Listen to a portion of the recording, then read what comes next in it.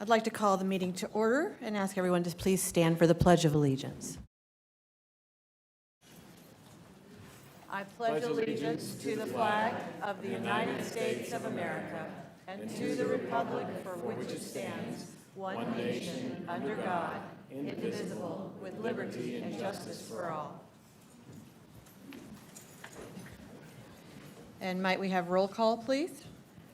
Matthew Patinsky. Karen Warner. Amy Carney. Mike Sharkey. Donna Lewis.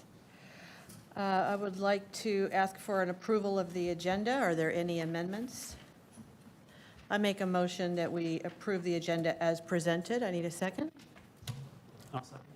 All those in favor? Aye. Motion passes 5-0.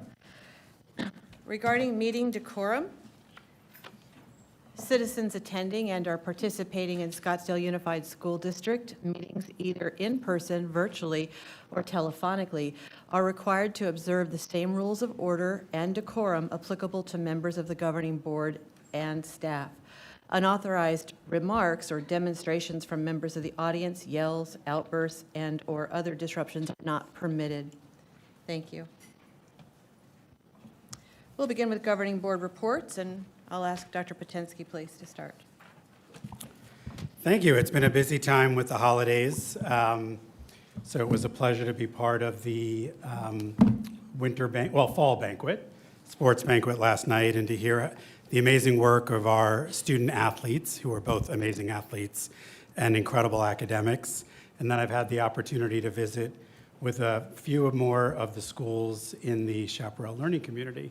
So I want to say thank you to the principals and families who I had a chance to meet in all of those schools. And I will leave it there. Thank you. Ms. Warner? Well, I want to congratulate Arcadia High School and Desert Mountain High School for making it to the state championships.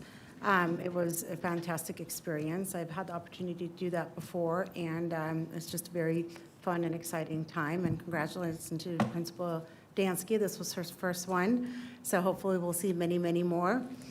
And I want to thank the parents and staff that reached out and had meetings with me. I know that this is a very difficult time and a time of angst, and probably should have taken a different path to calm that a little bit. But anyways, thank you again. I appreciate all of you, and I've listened to each and every one of you and taken that into consideration in my vote tonight. So thank you. Good evening, everybody. It has been a busy few weeks, months. I also went to the fall sports banquet last night and had a lot of fun attending the Pima flag ceremony.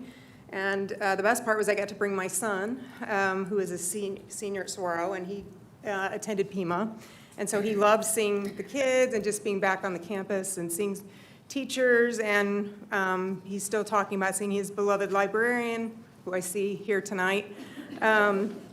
So I had a lot of fun doing that. I actually walked the Pima campus again with Principal Hodo yesterday, and I did walkthroughs of Yavapai and Navajo, and really appreciate the time given to me on those campuses with the principals. I also did a tour of Eagle Ridge Enrichment Academy and Mesa Public Schools to learn what they're doing in their district to keep their schools open, and I feel we should be doing similar, and instead of talking about closing schools, that should be the ultimate last resort. I just wanted to say that I'm proud of all of you who continually keep showing up, who have reached out by email, by phone, that I've met with in person. I know we all have families, and you're taking time away from them to do that, and I just want you to know I see you, I hear you, and I'm taking all that I've learned and all that I've heard from you into consideration tonight. I just appreciate your advocacy and your wisdom and your proposed solutions. And that's it for me. Thank you. Lots of time spent for me as well. I've spent time with families from Pima, Cheyenne, Desert Canyon over the last few weeks. So thank you for reaching out to me and taking your time to share with me. I was at the flag ceremony, second time at the flag ceremony at Pima. Thank you, Principal Hodo, for inviting us and hosting us for that and being able to speak with families while we were there. I went to Yavapai. Principal Perry invited me to attend the staff meeting, and I got to see the grounds and talk with her staff. And so thank you very much for having me. Last weekend, I was at the Lego Robotics Tournament at Saguaro. That's not a school-sanctioned event, but there were many of our schools that were there, and including many Saguaro alums and current robotics kids who were hosting. And I actually ran into Principal Pactlaf, because was the Navajo team that was there, so it was really good to see him. And then the football was a great weekend as well. Was able to be on the sidelines and watching the Desert Mountain game at ASU Stadium, and really happy there for the team. It was just wonderful to see the state championship and then to see them all bask in glory at the athletic banquet. So wonderful celebrations there. Thank you. I, too, was very appreciative of the amazing talent at the Choral Festival, where all the middle school and high school students who are in choir performed beautifully, and then all got up on stage together and sang. And there they were, listening to each other, hearing one another, harmonizing with one another. And while they were in very different schools, the growth in the music program was just evident, as you could see the evolution between high school complexity of sound. I also enjoyed musical at Chaparral High School, the high school version of Ride the Cyclone. I thought I was at a professional performance. I cannot get over, again, the talent, the level of stage direction, the quality of the choreography, and the dramatic talent as well as comedic talent, and just absolutely fantastic. I, too, want to thank everybody for, one, showing up here in person tonight. I want to thank the hundreds of people who have written various points of view as it comes to tonight's big discussion. I want to thank people for sharing strategic ideas, phased ideas, possible solutions at the state that might over time become approved that could help us with some flexibility. This level of community engagement has been outstanding and makes me very proud to be a part of the Scottsdale Unified School District. Thank you. That brings us to superintendent comments. Dr. Menzel. Well, good evening, President Lewis, Vice President Sharkey, members of the governing board, members of our community who are here this evening. You may have noticed a change in the agenda this evening. We do not have our student and staff celebrations. We recognize that the agenda for this evening is a pretty serious one, and we will be doing double celebrations in January. You've heard many of the celebrations tonight athletically, the performing arts. We have amazing things that are happening every day in our Scottsdale Unified School District schools, and we also have some challenges that we're facing. The next 2 weeks will be filled with a number of activities. We have performances on virtually every campus, and for our students, we also have end-of-semester testing. We're working to finish the semester strong as we head into the holiday break. But tonight we wanted to make sure that we give ample time for the final conversation around the recommendations that are on our agenda this evening. And so with that, I will conclude my report. Thank you, Dr. Menzel. Move to public comment. I'll be making the following statement. In compliance with open meeting law, the governing board may not discuss or take action tonight on any matters raised during public comments that are not on the agenda. However, the governing board members may respond to direct criticism, ask staff to review a matter, or that a matter be placed on a future agenda. Public comments will be conducted in accordance with policy BEDH. As a reminder, each speaker will have 2 minutes. The screen will indicate the time. Please be prepared to close your comments and relinquish the floor at the conclusion of your time. The board asks that each speaker please introduce yourself by stating your name and whether you live within our school district for clarity on the record. We thank you for your time and attendance here this evening and your cooperation in following the meeting decorum and protocols. I will read the name of the speaker. When you hear your name, could you please come up to the podium? I will read the name of the next speaker to be ready on deck. Once you start speaking, your time will start. And we will begin with Haley Fortney from Copper Ridge. 24. I was asked how many speakers we have. We have 24 speakers this evening. Okay, you can begin, Haley. Thank you. Good evening, Dr. Menzel and governing board members. Thank you so much for the opportunity to speak tonight. I'm here because Copper Ridge is being directly affected by issues that should have been addressed long before now. Enrollment has been declining for the past 5 years. If we knew this, why are we only discussing solutions now? Declining numbers didn't happen overnight, and neither should our response. We need proactive planning, not reactive scrambling. Despite recent support and communications, families at Copper Ridge got scared after our last board meeting and enrolled their children elsewhere. These are families who love our school. They don't want to leave. They know the quality of education their students are getting, but they are worried about their children's educational stability and future. We are doing our best to reassure families, but that level of reassurance needs to come from you. On a hopeful note, Copper Ridge has not stopped fighting for its community, and we are happy to report that 58 new students have enrolled since November, 22 of them coming out of district. This is what happens when people feel informed, supported, and valued. I want to make you aware, if you didn't get a chance to read my email, that our school staff, families, and community members still have not been surveyed on what they want to see for the future of Copper Ridge. This is a critical missing step that must be addressed. I also want to highlight the significant gap in district marketing infrastructure. Scottsdale Unified has no dedicated marketing committee, and our district communications team currently does not allow schools to purchase online ads. This severely limits our visibility. When new families search best schools in North Scottsdale, Copper Ridge barely appears, not because it isn't an excellent school, but because private and charter schools dominate the online platforms through paid advertisements on Google, Niche, and Instagram. We simply aren't in the game, and it's costing us. Imagine what we could accomplish with real marketing strategies, transparency, and timely decision-making. Our schools deserve to be seen, our families deserve stability, and our district deserves a plan that reflects the excellence we know is possible. Finally, I want to thank the two board members who made the time to come see our staff and our families. Your presence brought reassurance in a period of uncertainty, and our families truly valued being heard. That level of engagement matters, and it does not go unnoticed. Thank you. Thank you. Debbie Schumacher, followed by Kat Ingelido.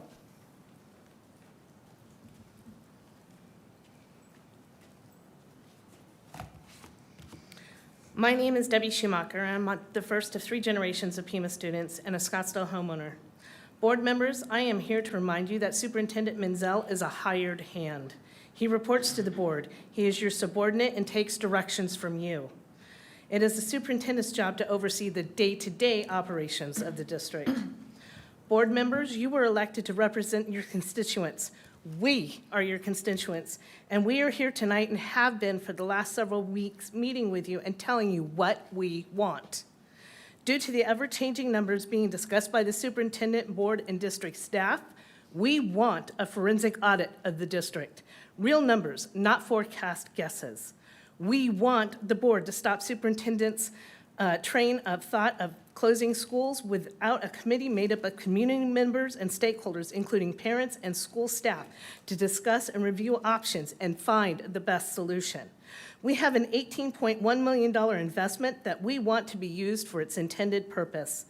We are asking for a 2-year stop on phases of the superintendent's proposal. As it is currently written, you will destroy South Scottsdale and leaving no elementary schools that will feed into this very high school and no reason for young families to relocate to the area.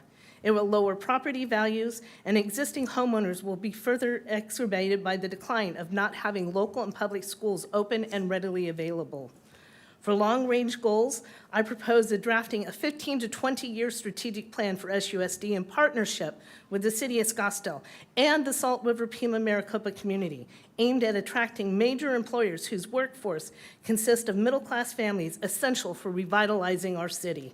If you vote to move forward with closures tonight, you will destroy the faith in your leadership and the entire south end of Scottsdale, creating urban decay and blight. Thank you. Thank you. Kate Ingelido, and followed by Whitney Keeler. Good evening. My name is Kat Ingelido, and I'm here tonight because of the fundamental process driving this closure proposal is absolutely flawed. You are considering closing our A-rated schools for minimal financial gain without exhausting reasonable alternatives or engaging in true stakeholder collaboration. First, let's talk about trust and transparency. Trust in SUSD leadership has frankly tanked. The district is pursuing a massive decision, the closure of several schools, without even forming a community budget committee. How can we expect the community to trust this process when we haven't even allowed all stakeholders to look at all ways to cut our current administrative costs or increase the district income? We need a forensic audit and a full budget review by a dedicated committee before we sacrifice our educational assets. Second, let's discuss solutions and marketing failure. Why is closing a school, particularly our new high-performing school, the first choice? The district's attempt to grow with SUSD, though generalized marketing has clearly failed, it is not reaching parents or the community with the specific unique strengths of schools like Pima. This is an administrative failure, not a school failure.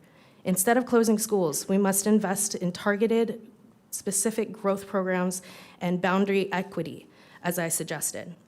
Finally, we must look at the total cost of closure. You are focused solely on potential monetary savings, which we've already established is less than 1/5 of the percentage of the total budget. But the real cost is the educational and community impact. You are ripping apart established learning environments.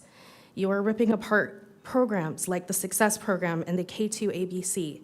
You are forcing families to scramble for the 2026-2027 school year. You are destroying community hubs that took decades to build. Board members, I urge you to pause this vote. Fulfill your responsibility to the community, halt the closures, get a budget community, and review. Thank you, Kat. Whitney Keeler, followed by Scott Clark. Good evening, Governing Board and Dr. Menzel. I'm Whitney Keeler. I'm a 4th grade teacher and the Vice President of the Scottsdale Education Association.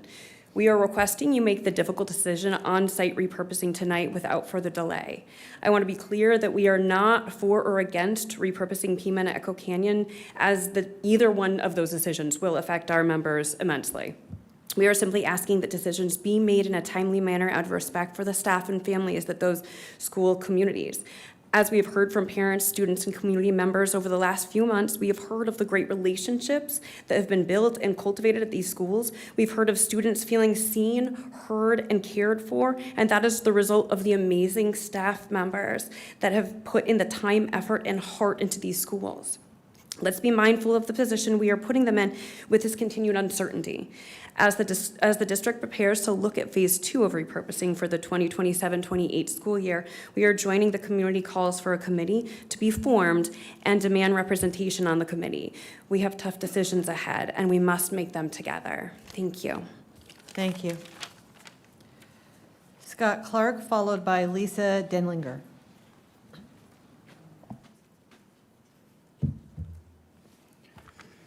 Good evening. My name is Scott Clark. I'm a resident of Scottsdale. In fact, it was just 5 months ago that me and my wife decided to move to Scottsdale, specifically for Laguna Elementary School. We toured public schools, private schools, charter schools, and Principal Kelly and the entire staff there certainly won us over with their vision, and I'm still proud of the decision that we made. But if that school closes, I can assure you that me and my wife will go shop around again. Public schools, charter schools, private schools. I can't guarantee that we're going to end up back in Scottsdale Unified School District. But my disappointment and my concern falls into two major categories. Number one, we're missing a lot of critical information. There hasn't been a lot of data shared besides just demographic information. We still haven't seen any clarity on student impact, financial and operational impact, staffing and administrative efficiencies, community economic impact. And that leaves us with only two possibilities. Either you have all that information and you're not sharing it, or you don't have it. Either way, neither of those things are acceptable in order to make a decision of this magnitude. Number two, there's been a complete absence of growth strategies. Last month, we sat through 35 pages proposing closures.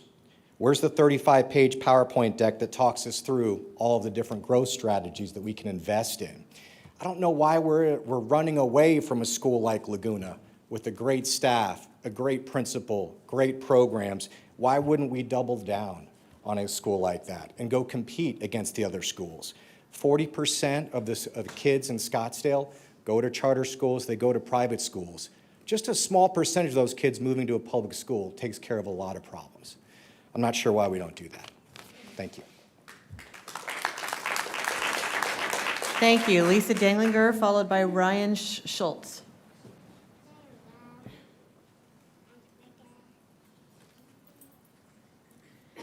Good evening. I'm Lisa Denlinger, and I'm in the Scottsdale School District. Closing schools is like putting a Band-Aid on a more systemic and serious issue. We're well aware that enrollment is declining, but we're only focusing on a small part of the problem. What the board needs to focus on is addressing the larger issue that private schools and charter schools are increasing enrollment. Families are leaving for choice, rigor, and innovation. What can we do differently? There is not any sort of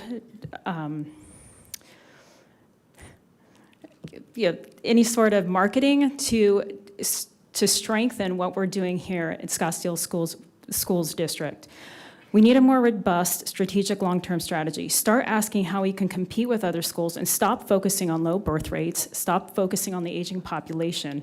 Consider strategies that increase enrollment where parents have brought before the board at previous meetings. And we've talked about a small school model that focuses on incorporating a K-12 level D school. These are going to bring back more students. We need to start to increase the budget, not close schools. Bring us, the parents and the community, to the table to come up with real solutions, not a Band-Aid fix. Please do not close our schools. Thank you. Ryan Schultz, followed by Jake Davis.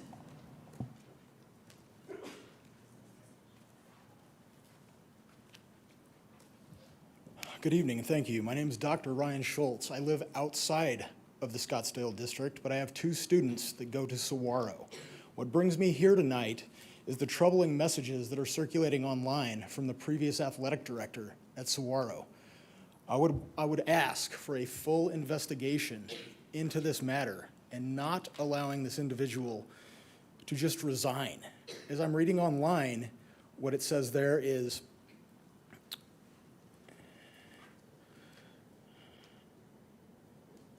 neutral letter of resignation.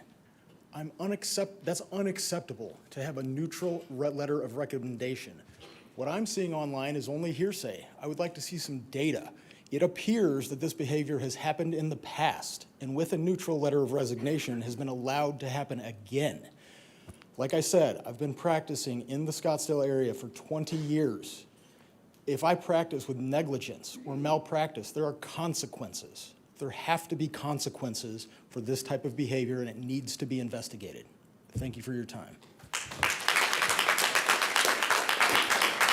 Thank you. Adrienne Bass, Jake Davis, thank you, and then followed by Adrienne Bass. Good evening, board members. We're here tonight again because this district is operating under a cloud of mistrust, and that mistrust did not appear overnight. It is the district's result of repeated failures of transparency, accountability, and leadership. Ironically, all campaign promises. The community deserves clarity, and the only way to real clarity is through an independent forensic audit of SUSD's finances, budgets, and all spending tied to school closures, consultants, administrative decisions. This district has not released detailed financial breakdowns, cost models, or long-range operational analysis that justify these decisions. Menzel's leadership has shown a constant pattern of withholding information until the last possible moment, whether it's a budget projections, proposed boundary changes, staffing impacts, doxing of parents, or protecting pedophiles. The community is always playing catch-up because this district won't disclose anything proactively. That erodes trust because it tells parents and taxpayers this district is making decisions first and explaining them after, if at all. There is widespread belief that decisions are being made behind closed doors with more attention paid to the narrative of control than actual accountability. When families, teachers, and even board members are blindsided by information they should have had months earlier, that signals a breakdown in governance. The handling of these school processes exposed credibility gaps. The district failed to provide community-ready financials. The district cannot move forward until trust is rebuilt, and trust will not be rebuilt through moot podcasts, press releases for house parties, or intimidating emails to parents and staff. It starts with transparency, it starts with accountability, and it starts with a forensic audit, and hopefully it ends in Menzel's termination. Sharkey, is that enough summarization for you? Thank you.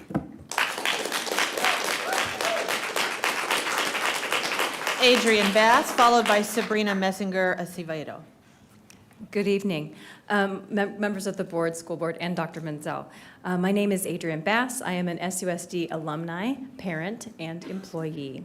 Thank you for each of you. Everybody up there has attended in-person meetings with us, the parents of Pima students, as well as phone conversations regarding keeping Pima open for the students of South Scottsdale.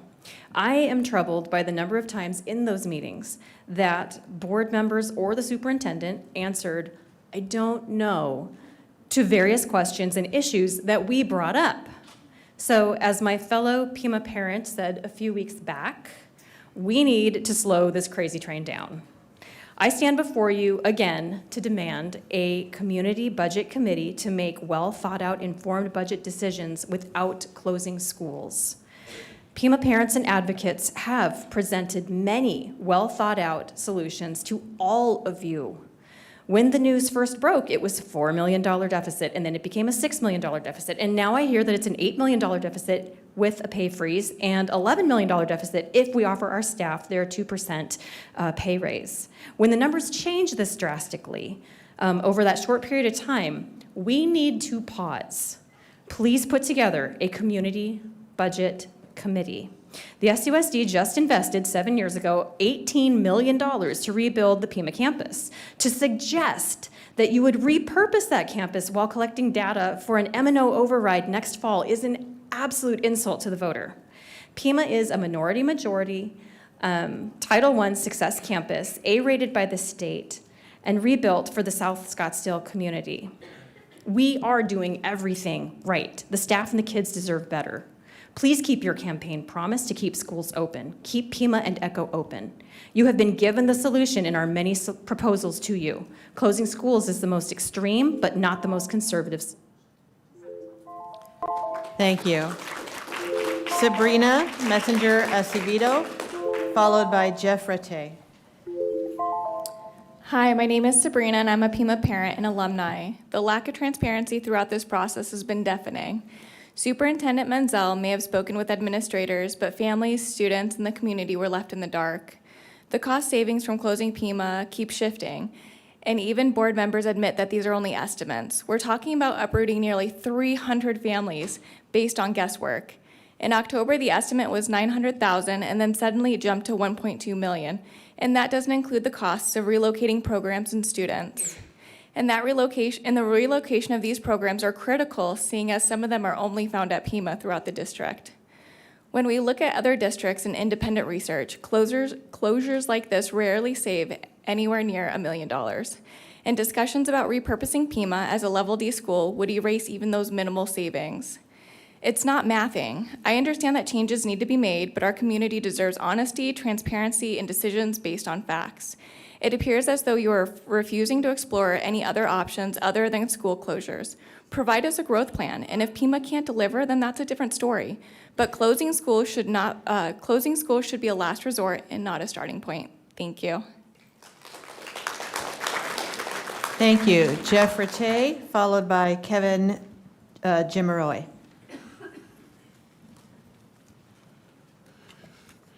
I'm going to address my comments to Mr. Sharkey, since you're in line to be president of the school board. 3 years ago, Scott Menzel dragged the district through a national scandal as he is the king of diversity, equity, and inclusion. Both Scottsdale representatives, Senator Kavanaugh and the state superintendent, all called for Menzel to be fired. He's at it again. I was a classroom teacher fired for refusing to call girls by boys' names without the parents' permission. Imagine this. In the state of Florida, a teacher was charged recently with violating a state law that forbids a teacher from calling girls by boys' names without the parents' permission. When I appealed to the Scottsdale District Office, Amy Goff told me to stay away from the school in which those transgender students attended. A federal judge ruled that school districts cannot force teachers to call girls by boys' names. If they do, they are violating that teacher's First Amendment right to free speech, and there cannot be free speech retaliation. 2 lawsuits were settled immediately after that ruling. Both involved teachers who resigned rather than call girls by boys' names. They settled for $540,000 and $480,000. Menzel expects the Democrat board members to keep their mouths shut and go along with his illegal behavior. You hire a law firm to settle disputes, not to drag out a contested issue for years. The law firm of Gus Rosenfeld has recommended in 2 executive board meetings that you simply ignore me, which allows them to fleece the Scottsdale taxpayers of more fees and send threatening letters. Mr. Sharkey, do not accept the presidency of this school board unless you know exactly how my situation is going to be resolved. President Trump and Pam Bundy are determined to withhold federal funds from school districts that violate their directives. I would welcome my situation becoming an agenda item. Board members, students are leaving in droves. Don't talk about birth rates, charter schools, empowerment monies, or aging populations. Closing the schools is the outcome. The cause is sitting right over there. The buck stops at the top. Thank you. Kevin Gemeroy, followed by Kristen Girin. Dr. Menzel and members of the board, good evening. My name is Kevin Gemeroy. I'm the father of a second grader in the CGP program at Redfield. I also have a twice exceptional sixth grader at a local private school on an ESA scholarship. I oppose the administration's school closure plan, and I would urge the board to vote no. I believe it's short-sighted and short-term and needs to be rejected and replaced with a comprehensive vision for the future. My day job is as the CEO of a tech company, and I watched the last board meeting through that lens. What I observed was an administration stuck in the mindset of a public school-only market that is struggling to compete effectively in Arizona's school choice environment. In business terms, the district is losing market share and needs to evolve its model to compete. I can clearly see that 2 major problems exist: an expense problem and a revenue problem. Dr. Menzel's plan solves less than 1/3 of the expense problem, and it completely fails to address the revenue problem. The revenue problem is the first one that needs to be addressed, and the expenses can come next.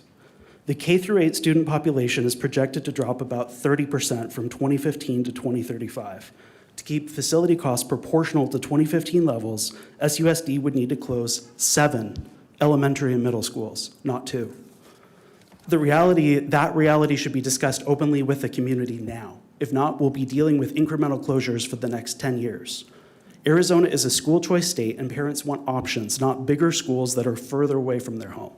SUSD needs to innovate by creating specialized schools that will attract and retain families in the district.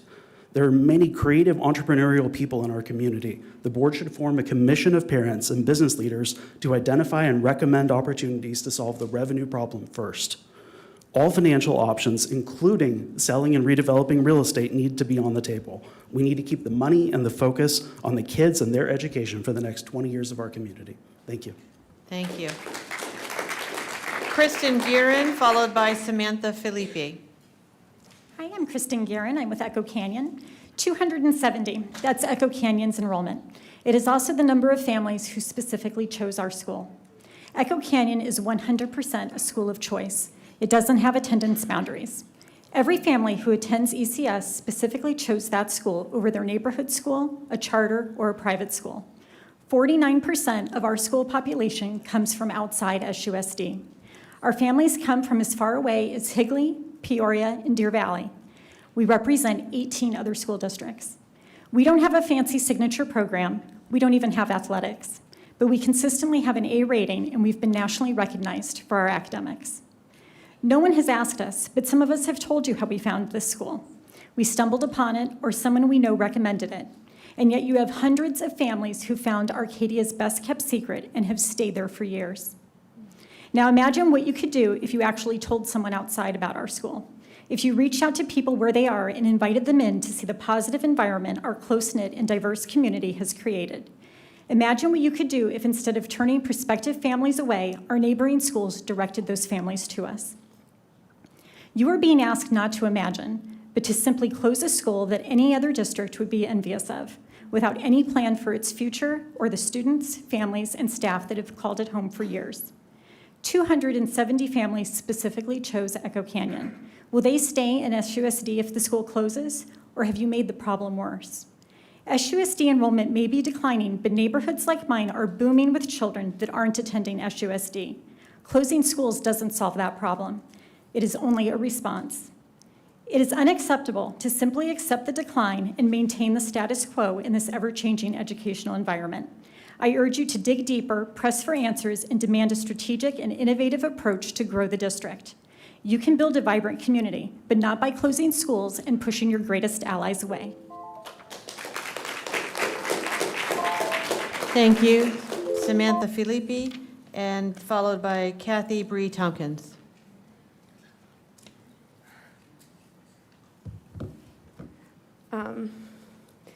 Good evening. My daughter was actually hoping to talk before me, but I guess I'll go first. My name is Samantha Filippi. I'm a third-generation artist, and I was hoping to speak to you about the repurposement of Echo Canyon's potential instead of just outright closing the school.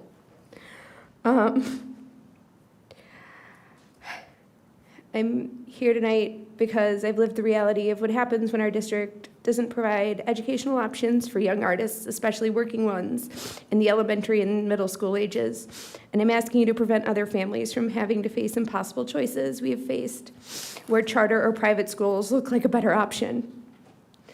Let me paint you a picture of what's possible. Imagine Echo Canyon repurposed as an arts magnet school, where education and artistry aren't competing, they're collaborating. Kindergartners learning to read, don't let the pigeon drive the bus in their academic classroom, while staging that same show in their theater class, reinforcing literacy through performance. Middle schoolers reading Diary of Anne Frank in English, discussing it in history, and then bringing it to life on stage, learning amplified threefold. This isn't theoretical for me. My middle child, sitting right behind me, is a working actor. He had to leave SUSD for ASU prep because traditional structure couldn't accommodate a young working professional. He now has a 4.97 GPA, but he's away from his friends. And not despite his artistry, but because his school integrates it. It has a flexible schedule. It understands that his art is how he learns best. My youngest, Rachel, who you'll hear speak eventually, she has dyslexia and learns better kinetically. Song has taught her so much. She memorizes monologues better than...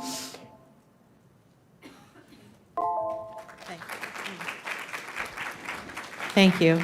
Kathy Bree Tompkins, followed by Rachel Filippi.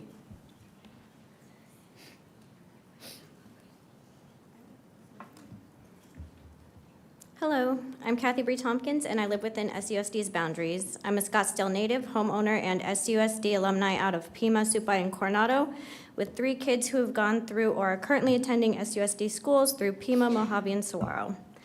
While we can all recognize and appreciate that a decision like this is not a simple one, I hope that when you vote, you consider the whole picture. Yes, enrollment at Pima is currently down, as has happened to several schools in the past, but I'm confident that with a 2-year growth plan like those other schools were given, which includes targeted marketing strategies, that we could boost our enrollments at our excelling A-rated school.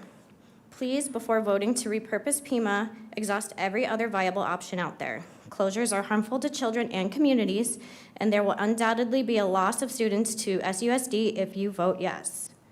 There are twice as many school-aged children in the area around the Coronado Learning Complex than there are in and around the Desert Mountain Learning Complex. We need to market to the surrounding parents and start to pull those kids in. We do not need to close 3 of the 5 South Scottsdale schools. Who would want to send their children to an area that doesn't even have a middle school? The community has rallied and provided several alternative options that can be explored, and we're calling for a proper procedure for this process. Create the budget committee that we were promised. Conduct an independent forensic audit of the budget to help restore the community's broken trust in the district. Give us real numbers and data to base decisions on, not guesstimates. Run targeted marketing campaigns that include mailers, not podcasts and general social media posts. Don't shove a concierge service as a Band-Aid to this proposed closure in our faces. How would that even be viable? And what would the cost of something like that entail? Frankly, it's an insult to our intelligence. And at the end of the day, school closures should not be the first option. Do what you were voted in by us to do and protect our schools from closure. Thank you. Thank you. Rachel Filippi, followed by Emily Bonneau.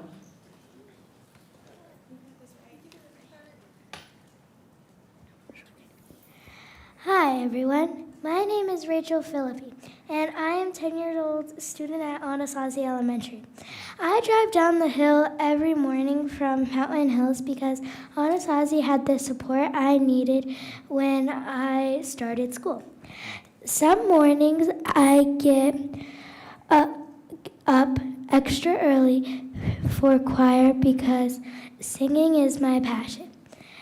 Some of you might have seen me in shows around the valley, like Little Girl in Ragtime, Nala in Lion King, or in A Christmas Carol. I have dyslexia and hearing impairment.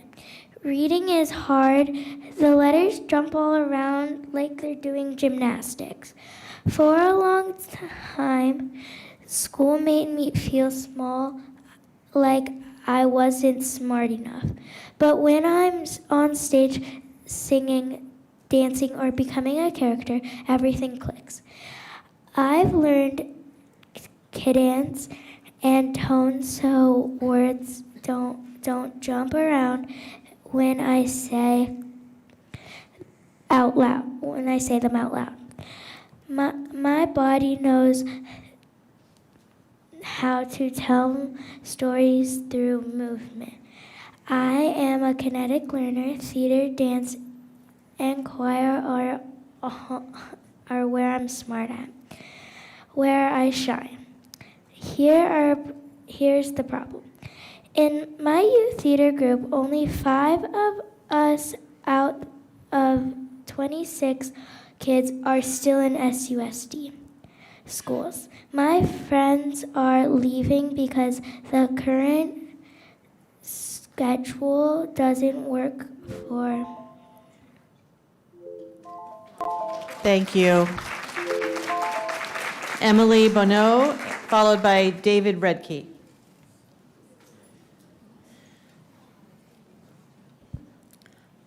Good evening, Board. My name is Emily Bonneau. I am a Scottsdale School District alumni as well as a Scottsdale resident.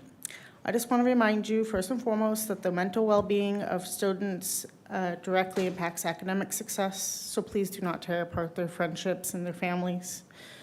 One concern is the demographic numbers you guys keep mentioning. When speaking to these, the city of Scottsdale does not project the same population numbers as you. They project the South Scottsdale is going to boom, so closing the schools in South Scottsdale is not going to help anybody, including the South Scottsdale families that are moving to the area. Also, the USPS doesn't show the same numbers as you. They show 3,200 children in Echo Canyon zip code. Where are these kids? Why are we not marketing to them? Why are we not showing the wonderful things Echo Canyon has to offer to try and recruit them? It's also important that we get current numbers so that we know them. Just because you say North Scottsdale has the most, South Scottsdale and Tempe counts too. Don't force these families to leave the district. Echo Canyon provides preschool through 8th grade, keeping families together, keeping siblings together, which gives more support for those families, as well as convenience for the parents to not have to drive them around and commute everywhere. I really feel that Scottsdale School District has done very little to nothing from marketing to get information about Echo Canyon. We also found it by happenstance. On the internet websites, it says it's a middle school. Get the IT department to say it's an elementary school, so when families search for elementary schools, they find it. Also take NLC brand off, because it is clearly not that. Correctly portray the schools. We need to figure out a way to get the preschool pre-K programs to count for state funding. This would mean the schools that have these programs on their campus would get more funding, and their enrollment numbers would accurately reflect the bodies of the school. Thank you. Thank you. David Redkey, followed by Ellie McKnight. Okay, I'm David Redkey, Democratic candidate for Arizona's 1st Congressional District, and what we're dealing with right now is a person on this board is actually running to close down schools, Corrine Werner, and the fact that she's accomplishing her goal right now that we're discussing the closures of Echo Canyon as well as Pima Elementary School. We should give you a round of applause for accomplishment, I can't speak right now. what you want to do. You want to close schools, and now we're here. And families are being harmed across the Scottsdale Unified School District. Eventually, it's just going to get worse. More schools are going to close. More people are going to move out, and it's just going to make it worse and worse. And eventually, this board is going to be useless because there will be no schools to actually oversee. So I just find it reprehensible that we're even discussing the closing of schools as opposed to trying to attract more students, build them up, and actually make them better and more attractive to families so they'll come to Scottsdale Unified School District. But unfortunately, we have people that are actually working against this interest, and I do not stand by this, and hopefully a number of people will support trying to stop this from happening, and we will actually keep these schools open for those families when they actually start to grow in the future. Thank you. Thank you. Ellie McKnight, followed by Grace Stombris.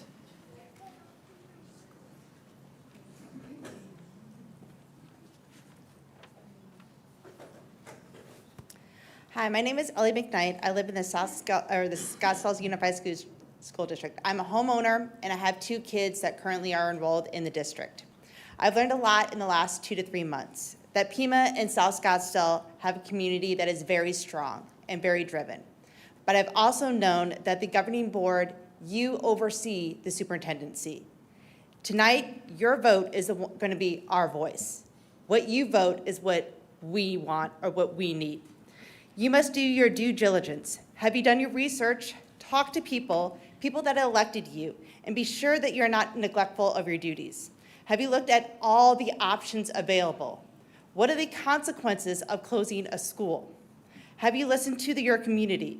Do you have all the information, and every option has that been seen? I have done research, and I've looked at peer-reviewed articles, and it may seem logical that closing a school will save money. It does not. Closing Pima would save, per published research, less than $400,000 to $570,000, and closing just Echo Canyon would save between $370,000 to $550,000. Closing both schools together will only save about $500,000 to $860,000. That's less than 0.5% of the overall budget. You're closing a school for 0.5% of the budget. Not a fabricated estimates that have been given and estimates that have changed from month to month or meeting to meeting. I'm asking the governing board to do your due diligence. Listen to your constituents. Protect our schools. Show that you want us and you are doing the research and you're there for us in the background. All research shows that closing schools do not work. It does not save the money that they want, and that it actually causes more harm to the community and to the students. Thank you. Thank you. Grace Stombris, followed by Easton Mullern.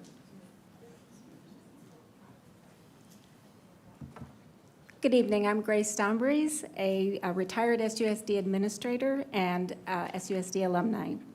Superintendent Menzel rejected a good faith Pima community proposal to co-locate a Level D special education school at Pima that would keep Pima Elementary fully operational. He wrote, "Our team did consider the potential of co-location at Pima. However, that would significantly restrict the number of private placement students who could be served on that campus.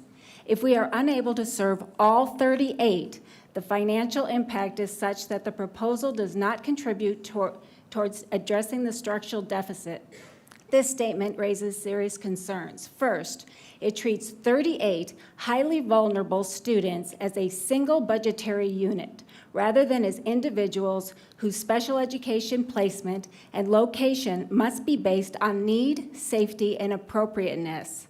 When finances become a primary factor, it suggests the outcome may have already been decided before placement analysis and family engagement occur. Second, it is unclear whether these 38 students are all elementary aged or include middle and high school students. Co-locating teenage students with elementary children raises significant risks. More broadly, displacing over 600 students to address today's financial deficit does not solve the underlying problem.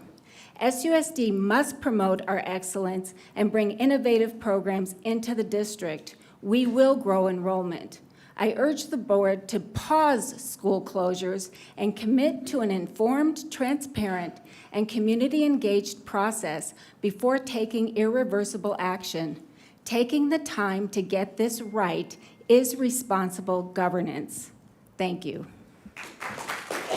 Thank you. Easton Mullen, followed by Martha Graves. Hello, my name's Easton Mullen.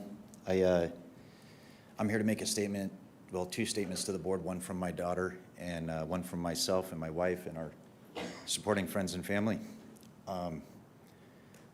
There's a lot of stuff going around Saguaro High School right now that deals with our daughter and the ex-athletic director and vice president, Lucas Ackerson. I am here to make a statement about whether or not you should accept his resignation. First, I just want to read a statement from my daughter that she gave me to read. I want everyone to know that I wasn't entertaining anything in the messages. I was responding to the messages because I was scared of him being upset. And when I didn't respond, he would still call me out of class and into his office. I want everyone to know that I am very grateful for everyone that has been there for me during this hard situation. Try to make this time here. The situation with Ackerson, we thought was a mentor type situation. Mojave has everybody has a counselor policy, which is great, but it turned out to be a predatory type thing. It starts to make you think, at first that the system's broken, but we know that the system isn't, because we walked into the Saguaro office unannounced, and within an hour, Ackerson was let off campus. We met directly with Dr. Lisa Hurst, and Dr. Melissa Sakos was called in, and Dr. Heather Cruz. Everything was taken care of very swiftly and very professionally, so it makes you realize that the system does work. And I'm here today to say that I want you to accept his resignation, because this keeps him gone. And Abby's only returning to school because he's gone. At first, I thought I wanted firing, but after learning how the system works, and I know it works good with SUSD, we've been involved for a lot of years. And we saw it firsthand when we walked into that office. And saw him escorted off within an hour. So I asked him to accept his resignation. Keeps him gone. Abby's not afraid to go back to school. We know he's not going to return to Saguaro. We understand that there's some people here that want to go after, let's fire him. That's what we were at first. So we understood how it all really works with the lawyers and everything in the school district. So with firing, there's lots of other consequences. It can take months and months. They have to re-interview. There's got to be lawyers involved, and it drags Abby through the whole process. Instead of just letting her go back to school, and this guy's gone from SUSD. And don't be mistaken. In this system, there's repercussions. There's consequences to his actions, and there's already reports that are on his teaching license with the Arizona Department of Education. Thank you. Thank you, Mr. Mullen. Martha Graves, followed by Lenny Covington.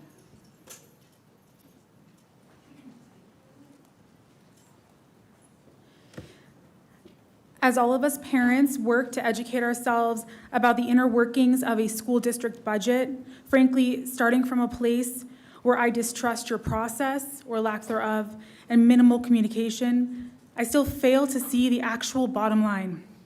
There has been no meaningful, concise, and clearly articulated financial gain in closing Pima.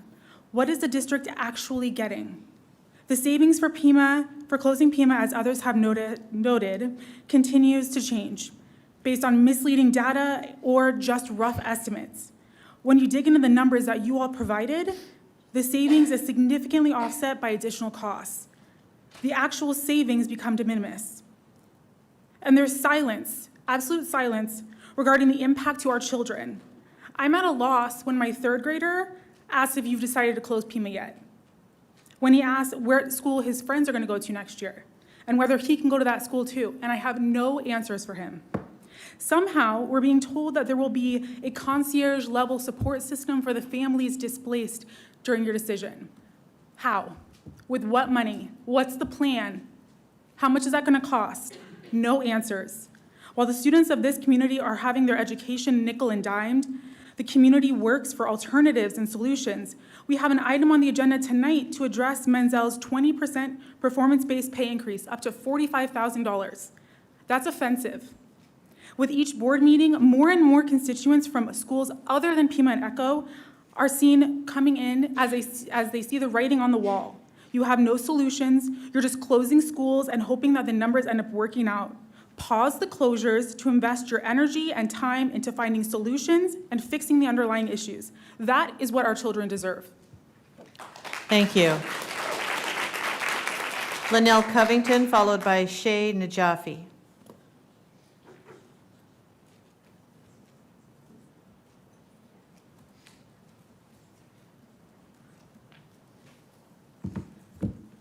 Good evening. My name is Lenny Covington. I am a Saguaro alum and currently a coach for the track and football programs. The Saguaro campus shaped me, which makes what I'm saying tonight deeply personal. When I was a student there, I never questioned whether the adults around me were safe. That trust allowed me to grow, to learn, and feel protected.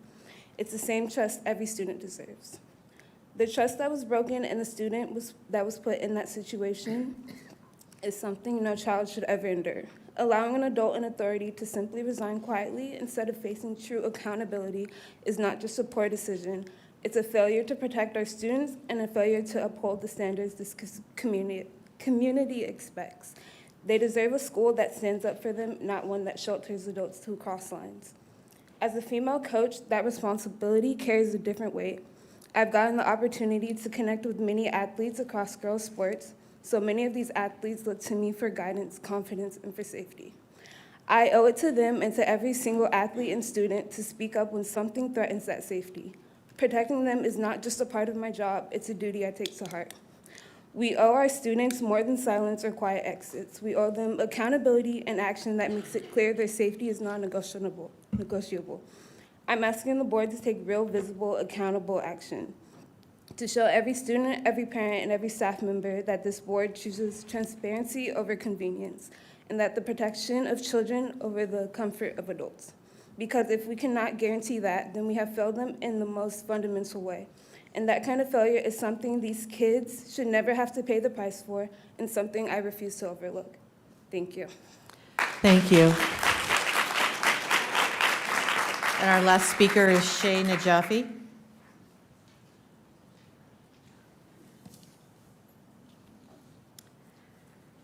The irony that the two governing board members who are pretending to care about Echo and Pima families are Carney and Werner is not lost on me.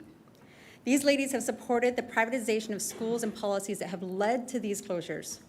I know all too well the importance of our neighborhood schools, which is why I co-chaired the past two budget overrides to make up for the lack of state funding, which have consequently kept these closures at bay until now.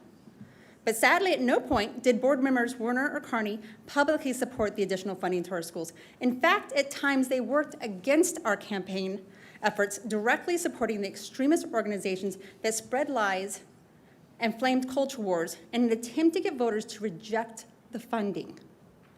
These women are wolves in sheep's clothing. They have supported the expansion of vouchers that further drained enrollment and resources, leaving our taxpayers holding a $1 billion bill. They have supported the needless proliferation of charter schools and endangering our schools. In fact, the very week that Amy Carney was elected, she took to national Fox News. Yes, national Fox News, to denigrate our schools, calling them failing, and saying that families are leaving in droves for better education as she praised the $1 billion private school voucher scams. Do you know how hard it is to increase enrollment when your own board members are spreading lies about your schools, it makes it really hard, really hard.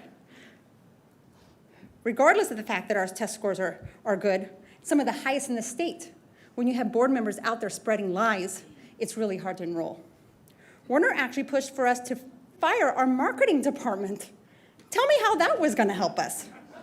Now Warner sits in the state legislature, and at no point in her role as senator has she attempted to help increase our funding.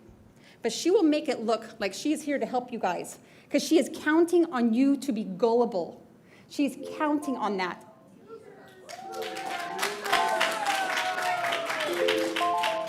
Thank you.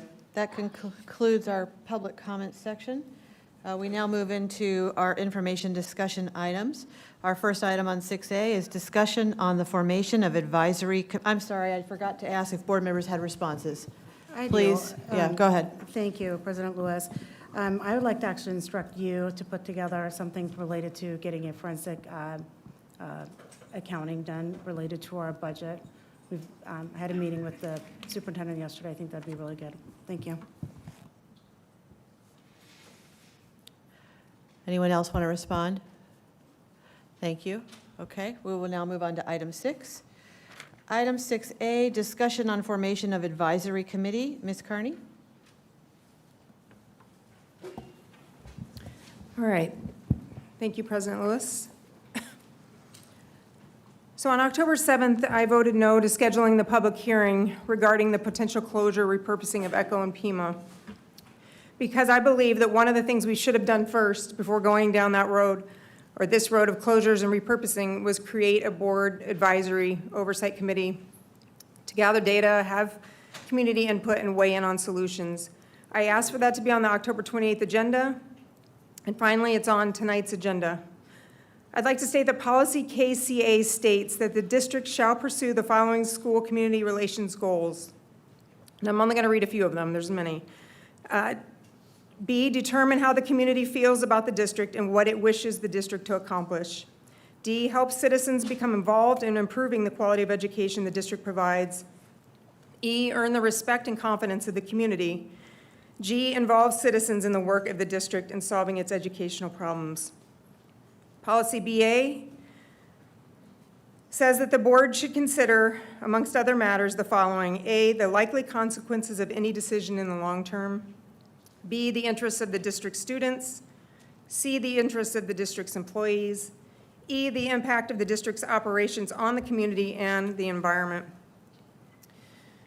On October 7th, I had asked for the board to create a proactive planning and boundary design advisory committee, a PABDAC, because we should look at what has worked and has been proven successful in other districts who are facing enrollment challenges, yet they are not closing schools. Since this discussion did not make it on the last two board meeting agendas, we're now discussing creating an advisory committee on the same night we're supposed to vote on closing schools. This committee discussion and formation should have been done first. In our board memo we received on December 7th, Dr. Menzel confirmed that we need a boundary committee.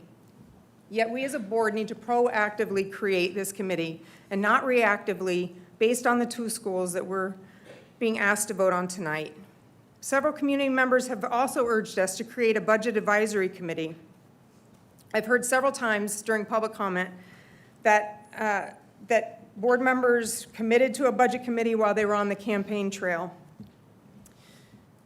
So I'd like a discussion as a board on what everyone feels is needed to properly move forward according to the policies that I read off tonight. The development of a more comprehensive community-informed plan is needed, including a long-range facilities plan. So I would like to hear from my fellow board members if they see this as valuable or what they've been thinking since they knew this agenda item was going to be on tonight. Any other discussion? Ms. Warner? Yep. This is a common sense approach, ensuring equity, transparency, and trust in the decision-making moving forward. And like our neighboring districts, the board should and must be able to appoint and choose a specific amount of individuals based on the size of the committee so that there are individuals from every corner of our community sitting at that table and making these decisions. Thank you. The comment you just made, the board must choose the committee. So is the preference here to have a board-centered committee as opposed to a superintendent committee? Typically, in our neighboring districts, the board can choose one or two individuals depending on the size of that committee. So if there's an advisory committee, you would be able to choose two qualified people to be on that committee, and all of us would have that, so that it would be a diverse committee. That's what I'm saying. It's my understanding, and correct me if I'm wrong, if this is a board committee, that really limits the communication. It's subject to open meeting law, the same as we are, as opposed to a much more interactive committee. So I just want to make sure what I'm hearing you're suggesting, because Ms. Carney, you brought up a few board meetings ago, the difference between a board committee and a superintendent committee. Is that an issue here, or is it just the topic of should we form a committee, period? I'm not understanding of the level of detail, so. You should be understanding, because I'm asking for a board advisory committee, not a So you superintendent want to be committee. board, okay. We've had superintendent committees that came to this conclusion tonight, and we don't even know who was on them, the work was done on them. I'm asking for a board advisory committee that the public is also asking for, so that everyone can be involved, everyone has input, and we can come to solutions together. This should have been done first. I'm having to bring it tonight because it's been my only option to get it here. So Superintendent, help me to understand, again, the difference between a board committee and a superintendent committee, especially as it regards to, these are good ideas on the committee subject, but I just want to make sure we're not misstepping based on the structural formation of it. So any committee established by the board subject to open meeting law, which means all of the agendas have to be posted 24 hours in advance. It's got to follow all of those rules in terms of the reporting of the minutes and that process. So it's perfectly acceptable as an alternative, but it slows the process down in part. You can be more nimble with the superintendent-appointed committee. We do that on any number of occasions. And superintendent committees, and we can go back to the boundary committee that met on every single campus in South Scottsdale when the decision was made to decouple Tonellia K-8 and make it a standalone middle school and reopen Yavapai. Every single school had meetings in their cafeteria or on their campus in order to have conversations. That was not a board committee, and so we were able to move pretty quickly with those things. So it's from a functional standpoint, it slows things down a little bit, but you can do it either way in order to get the input from the community, and it's important to have community input. What about from a transparency standpoint? Is there any difference between the two from a transparency? So all of the information that's collected is still subject to public records request. And so that would be available to the public. We work, if you were to go to our curriculum committee information, the minutes get posted on the website. That's subject to open meeting law. But we do provide regular updates on those kinds of efforts that we know are important to the community to have the information on. Thank you.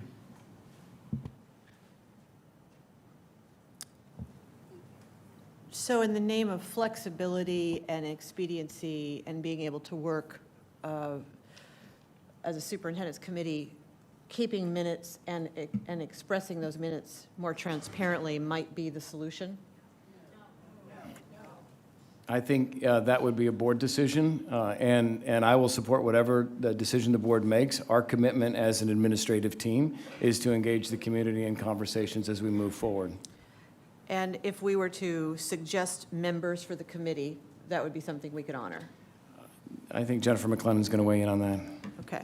Madam President, Dr. Menzel, if the governing board suggests members for a superintendent committee, we start to blur the lines between what is a board committee and what is the superintendent committee.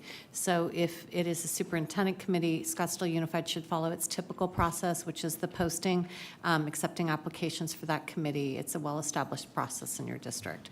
On the other hand, the board may choose to form a board advisory committee under the policy listed in tonight's agenda item, in which case you would be able to approve the slate of the committee.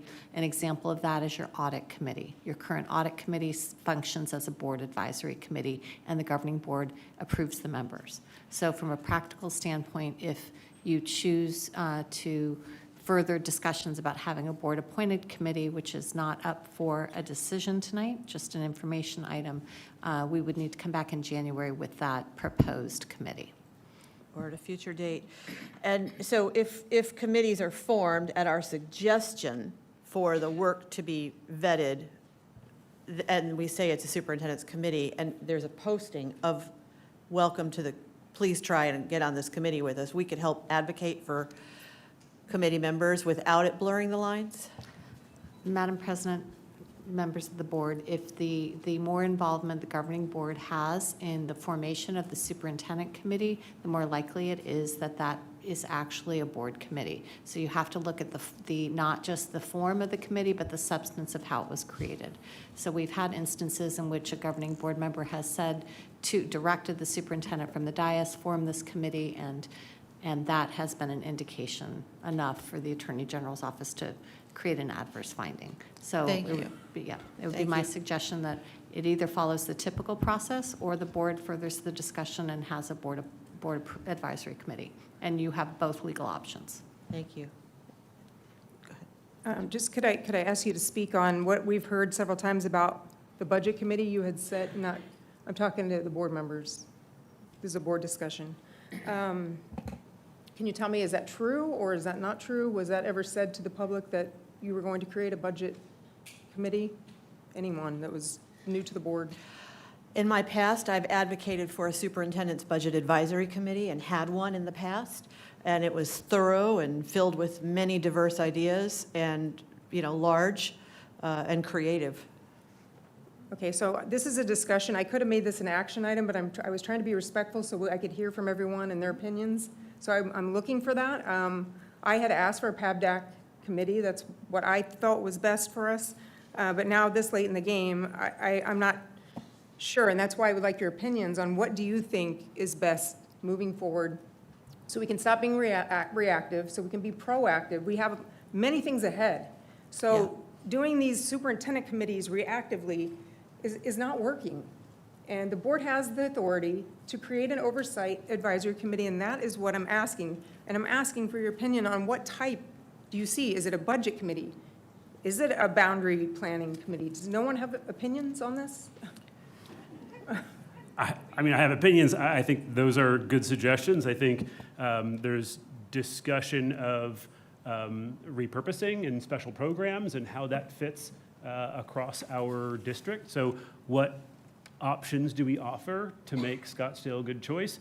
That, to me, is a good committee to get community input from.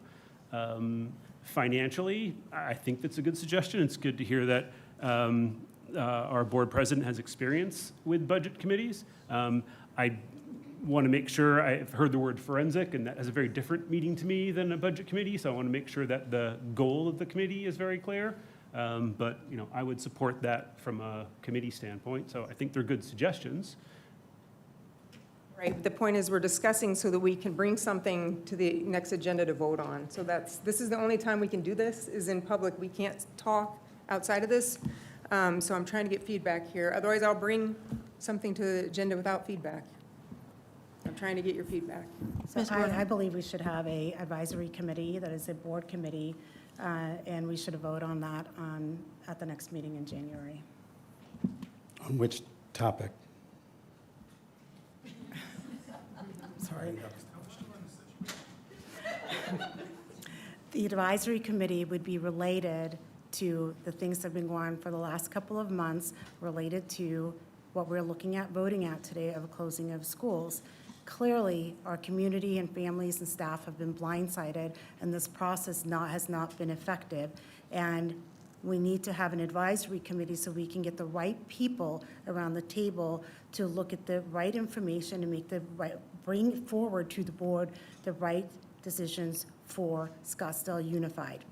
Currently, the people who made the decision to put forward what is on the agenda tonight was the superintendent and the cabinet, which is sitting over there. So we do need an advisory committee with the people that are sitting out there and experts out in the community who have expertise in this area. So I personally don't think it's strange that our district leadership and our district administration would prepare our annual budgets, and as part of preparing our annual budgets, make recommendations on structural changes that are really difficult. I think that's what we hire them to do. and I want to be careful we're not shooting the messenger just because we don't like the message, and reasonable people can disagree about the message. I think tonight's vote is the beginning, not the end, and I'm generally for more participation and more community engagement than not, so I would generally be very supportive of including the community and having more mechanisms to do that. I cannot pretend right at this moment that I fully understand all of the distinctions between a superintendent committee and a board committee, but do I believe that we should have more mechanisms for the community to be involved in the decisions that will follow tonight's vote, whichever direction it goes in, as well as the decisions that are ahead? Absolutely. Go ahead. I'm going to just make it very simple. The board committee is that we sit here right now and say, yes, we do think we do need a committee, and that's all it is. The board decides we want a committee, and that we are going to form an advisory committee. We have policy around that. I know you keep saying it, but and I know in one sense it's plain English and obvious, but committees have charters. What's the scope? What are the topics? Yeah. What are we asking them to do? Because I think we do have to be careful. We do have district leadership and district administration who have the responsibility for managing the budget and managing our financial affairs. We have a day-to-day district to run. So I just want to be thoughtful. Again, as I said, I will fully admit, and shame on me at this point, I'm coming at the end of my first year. I don't fully understand the distinction between a superintendent committee and a board committee, so I'd like to understand that distinction before I can, intelligently tell you which one I would support. And then I would want from you, as the person proposing it, a little bit more of a specific charter. What is this committee being asked to do? Is it being asked to study the budget? That is different from, is it being asked to develop and propose alternatives to school closings? That's different from, is it being asked to study our properties that should be sold and what should be done with those proceeds? That's different from, which is different from, which is different from. So I'm saying I support the idea. I'd like to understand a little bit more the differences so I know which committee form works best, because we are under pressure as a district, given our financial profile. And then what I would just ask of you is a little bit more clarity of what the scope and the charter of the committee would be before I could honestly vote on whether I support it or not. But again, I'm generally very positively predisposed. Well, that's what the discussion is about, is what do we want to see? So can I ask you, This committee. can you define the committee Yeah, that's why I charter? Is had there an asked for the answer? PABDAC. That's because it's already running in other districts. Mesa successfully has this standing committee. It's like the audit committee. They have a standing committee, and so that's what I had asked that we looked into. It never And happened. what's the scope? I'm not asking this in a It's boundary- confrontational way. it's planning. I'm asking it to understand. Proactive Planning and Boundary Design Advisory Committee. So it's talking about exactly what we're going through right now. I mean, you can find that easily on their website. I've talked about it. So is it a It's not budget a rea- committee or a boundary committee? It's a Planning and Boundary Committee. That's what I'm asking. That's why I didn't put it on the agenda. Originally, I had asked for that to be on the agenda, but I was being respectful on bringing it to all of us. So if someone had a different idea, then we could discuss it right now and bring it forward. Like I said, we've heard many times from the community that they would like a budget advisory committee. Yeah. So if that's something that you were speaking to on the campaign trail, or that people were expecting from us, then that is maybe what we need to be doing. I don't want to bring forward something that is not that committee, and that's why I brought it as a discussion when I easily could have brought it as an agenda item, but I was trying to be respectful and let you bring your ideas to the table. The topics within some scope of what I've seemed to understand so far is perhaps the superintendent would broaden the community budget committee so that it was more filled with microcosms and voices across the community, that there might be a growth plan and revenue focus. I heard that throughout the evening. I heard forensic audit, I heard boundary committee, and I've heard the new phrase for me, PABDAC, in terms of an advisory. So what I might consider asking for is perhaps if you would work with Dr. Menzel on an idea of how to craft the scope of a superintendent's committee to broaden the budget discussions, that would help perhaps layer the best sequence for what the board would entertain that would be brought forward. Yeah, I'm asking for a board committee. I'm not asking for a superintendent I committee. heard you.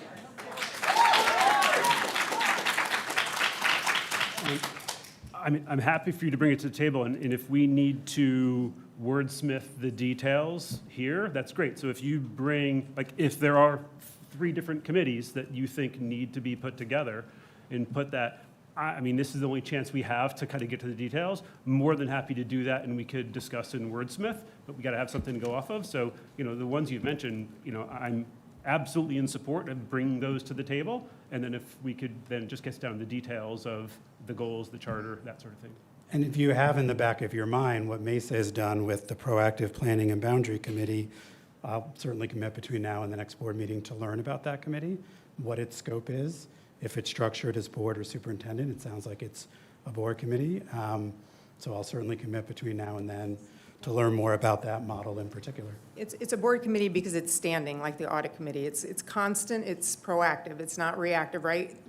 We create committees here reactively. I do have all that information. I don't know if I can Yes. pass it down to Gladys and she can copy it for everyone, or I don't know how you want. Yeah, that works. This is the PABDAC From Mesa? committee from Mesa. Thank you. Would That you we share that with obviously, the board? Thank you. obviously we want to make it our own, but this is something that's been successful and is being used in their district, and they are not closing schools. They have other solutions in place, and that is where I'm interested in. Thank you. Thank you. Any other comments? All right. That brings us to 6B, next steps, supporting families and staff following repurposed decision. Dr. Menzel. Thank you, President Lewis, Vice President Sharkey, members of the governing board. Hopefully the PowerPoint slide deck will, not that one? That one, good. So, and I'm just going to have to, I don't have a clicker, so we'll have to ask someone to assist in advancing the slides.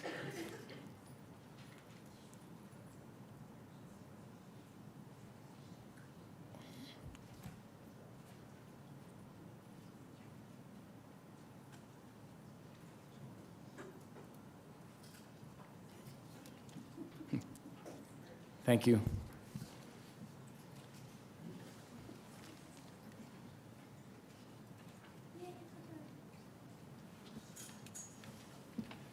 So one of the things that we had talked about with the governing board during the conversation of repurposing phase 1 is what happens after the board makes the decision. And on our slide deck, we include our district vision and mission and our values, all of which undergird all of the work that we do as a leadership team working to bring recommendations to the governing board.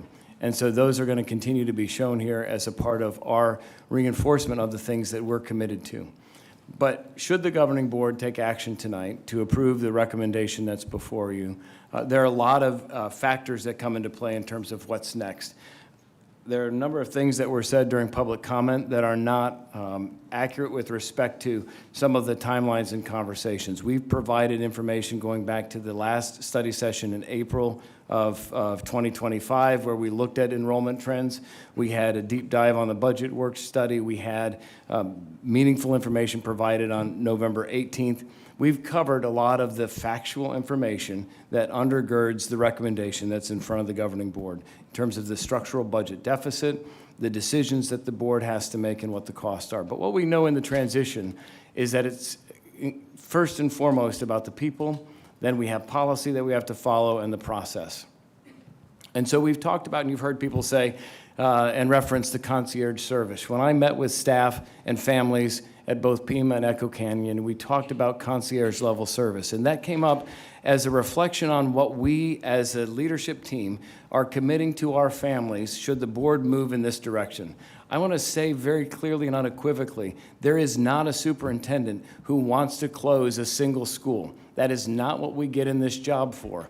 But we do have an obligation to look at the facts, the data with respect to enrollment trends, building capacity, and budget constraints, and make recommendations that are fiscally conservative and responsible uses of taxpayer resources.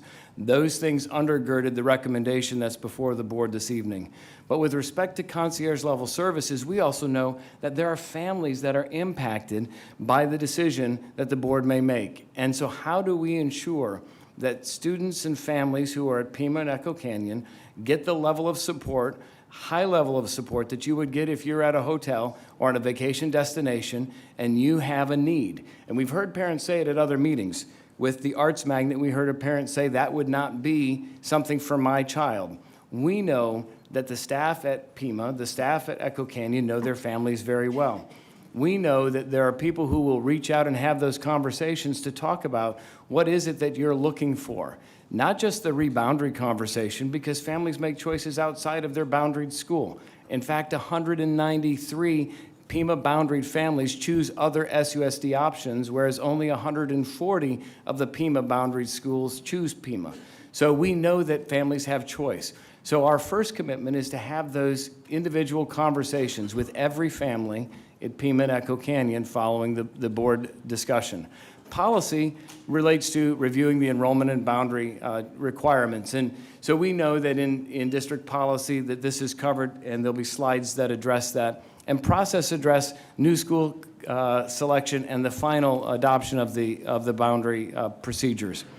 Information on student reassignment and receiving school capacity, we've discussed those issues at other prior board meetings. Maps reflecting proposed boundary changes are a part of this process, and then information on transportation services. From a guiding principle perspective, we believe that this approach needs to be personalized, that we have to have the conversations.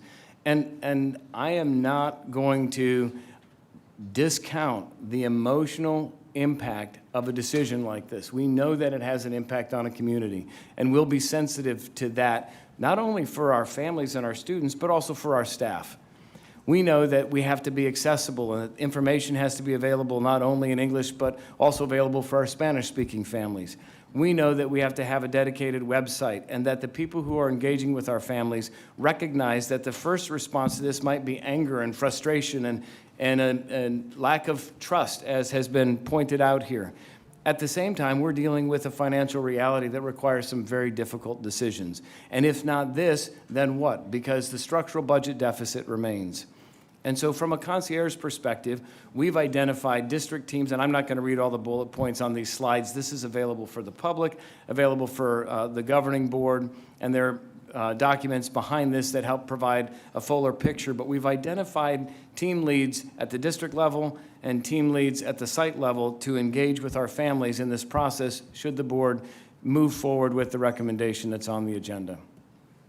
We've created a progress monitoring and tracking tool, a spreadsheet that identifies who the concierge port of contact is, when a family has made that enrollment decision, whether or not they have special needs, what their home language is, whether or not they're an English language learner, a gifted student, someone who receives special education services, where they're zoned already. So for example, in Echo Canyon, it's a non-boundaried school, so knowing where they're coming from.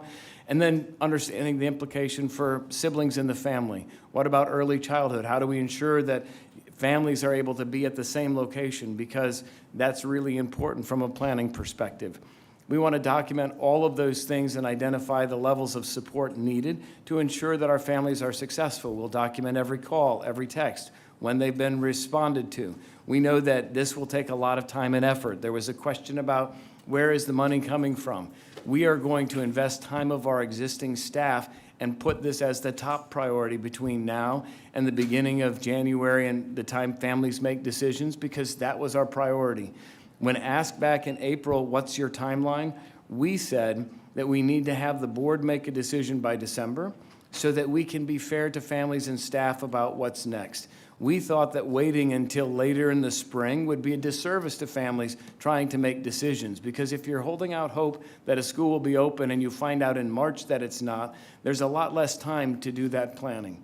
And so we've honored the commitment that was stated back in April to bring forward a recommendation for board consideration, and we have a process here and an outline with all members, all hands on deck, to be able to provide support for the families in the two impacted schools. This flow chart just shows how we have divvied up the work so that there's not one person or one department that's owning the responsibility. It's all of us collectively owning the responsibility, and everyone understands what their part of the process is in order to ensure that we can have a successful transition. The closing schools administrative staff really know their people, and we're going to rely on them. It's not an easy time for the principal, assistant principal, the teachers, any of the support staff on campus. This is very difficult. At the same time, we're going to provide support for them. The concierge team is going to be available so that we can respond to questions in a timely manner. And the receiving schools, we've been having conversations about how do you roll out the red carpet? How do you ensure that families feel welcome and not like stepchildren as they come into a new school facility? At the end of the day, this is not new in school districts all across the valley, all across the country, because declining enrollment requires boards to make difficult decisions about excess capacity. When schools were built for larger student populations and now we have much smaller populations, difficult decisions have to get made. Here in Arizona, the legislature has talked about all of the excess capacity in schools and wanting to talk about pushing schools to make decisions to repurpose those. We're trying to do that in a very thoughtful way that honors community input and voice, that reflects the understanding that those assets are important, not something that we should just offload, which we could never get back again at a fraction of the cost that we have them for now. And so we want to be very deliberate and thoughtful. We're here tonight on these two conversations because of the lower than 300 students in the two schools. With respect to the enrollment and boundary conversation, we've referenced the policies here. We could have done boundary conversations before doing this and make that a part of the package. But we've also heard people say, well, that's presupposing the board's going to actually make the decision to close the schools. And so with limited time, we decided to wait until the board made the decision, knowing that we could move quickly, which is why in the memo that I sent to the governing board, Christine Bono and the team that will be leading that committee is prepared to move quickly after the board decision. There's not one boundary option, there are multiple boundary options, and we have tools that will help us reflect that for the public hearing that's required per state statute and board policy. How does Potenski already have a team if he hasn't voted yet? So No, we don't do that. Dr. Bono has a team. So No. Just stick with your program. This is how much we trust you. So show me on this slide.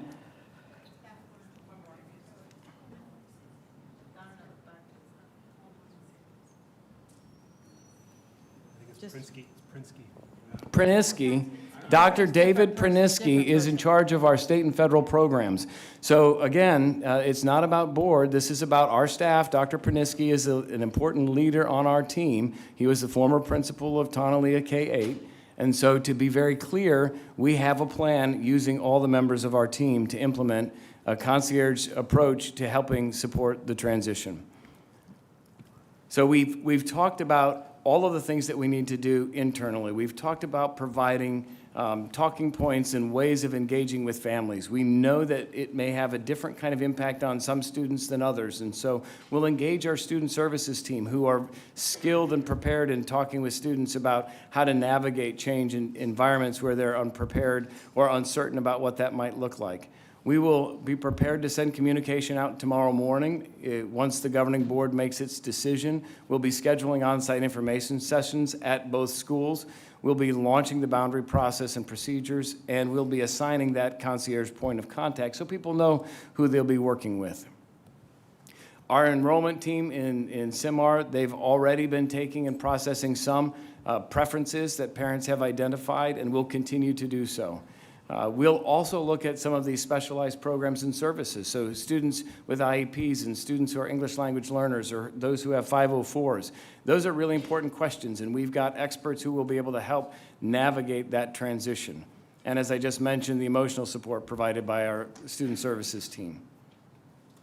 And then we're not going to just get through the sign up for what school is next, but we're going to be working with our schools to do what I think is really important, and I've seen this happen in a lot of places. It's not just about closing and repurposing a school, it's also about celebrating a legacy and honoring the school's history and its commitment to the community. We see that celebrated here in Scottsdale. 1983, the last graduating class of Scottsdale High. They still celebrate, they still march in the Parada del Sol. It was not an easy decision. I spoke with the superintendent recently who was superintendent when that decision was made. It was a difficult one.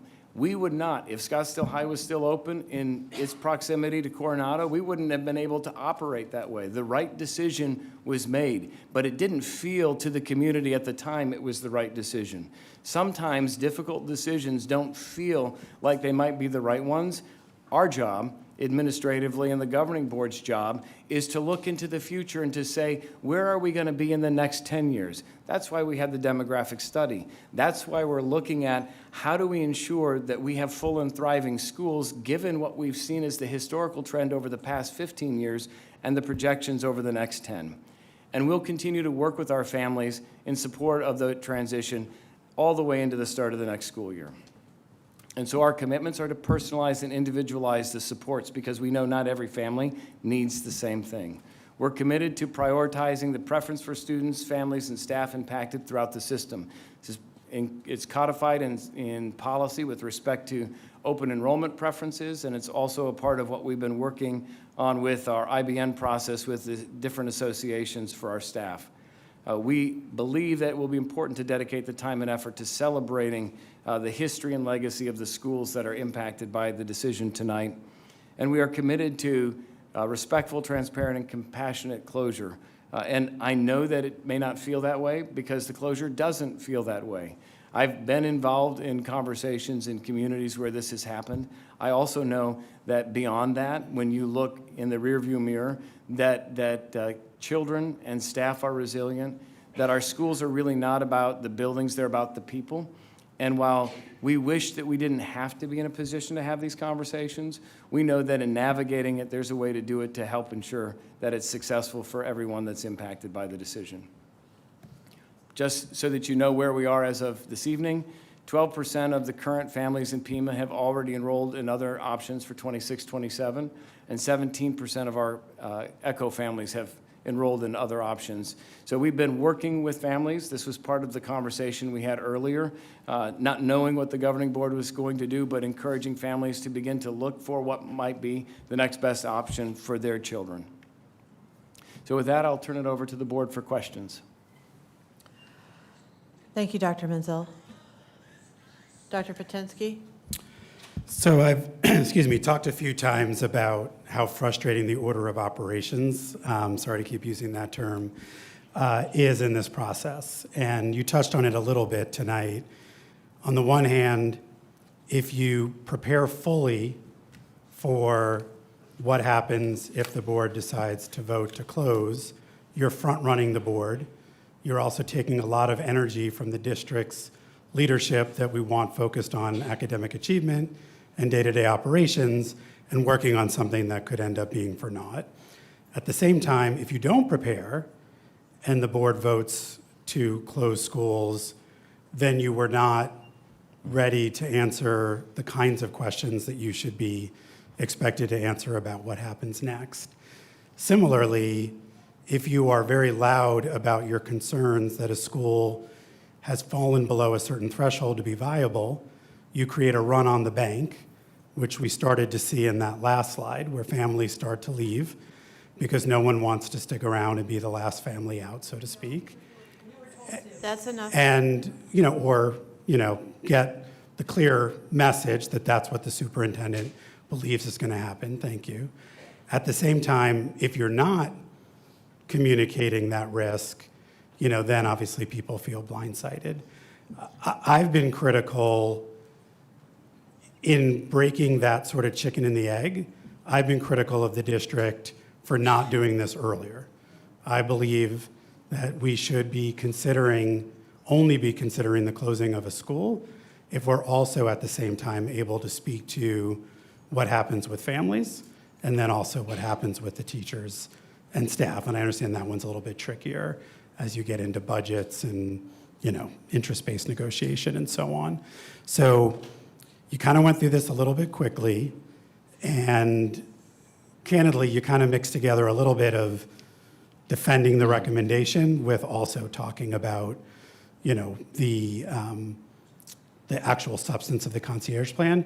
Can you just summarize, I think it's the slide that's titled People, School Teams and Responsibilities is probably the best one for you to do it from. There it is, that one. Just so I understand, yeah, this one. if we vote to close these two schools, recognizing that not everything is fully fleshed out because you wanted to respect the board's autonomy here, what would a family reasonably expect to happen next? Well, I appreciate the framing first, because the order of operations is off in the sense of when you do your budget planning, the board adopts the budget in June. But a decision like this is so consequential, it needs to be made before you're making your final budget decisions. And so as we've talked about this, we want to be respectful of families. The order of operations here is accelerated in order to allow for time for the team to provide support. So from the closing school staff admin, this first slide, we first are committing to ending the year strong, right? We are going to continue to teach. We are expecting our students to continue to learn. We're going to create compelling learning environments for our students all the way through the end of the year. We invite our students, our staff, and our families to be fully engaged and to make it a celebration of the school that they're at, recognizing that it is going to be something different in the following year. That's just a difficult reality, but it's part of what happens when you make a decision this early. If you had a shorter timeline, you would not have a whole semester to deal with it. But what we really want to do is to make sure that we're having the conversations with families about what next.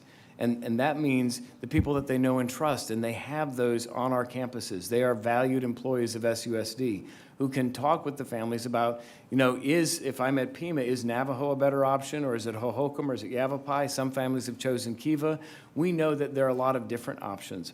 And some might want to contemplate Pueblo as a dual language immersion program. We heard a lot of talk about, we should be doing more specialty programs. We have a lot of them. We need our families to understand what all those choices and options are that are available.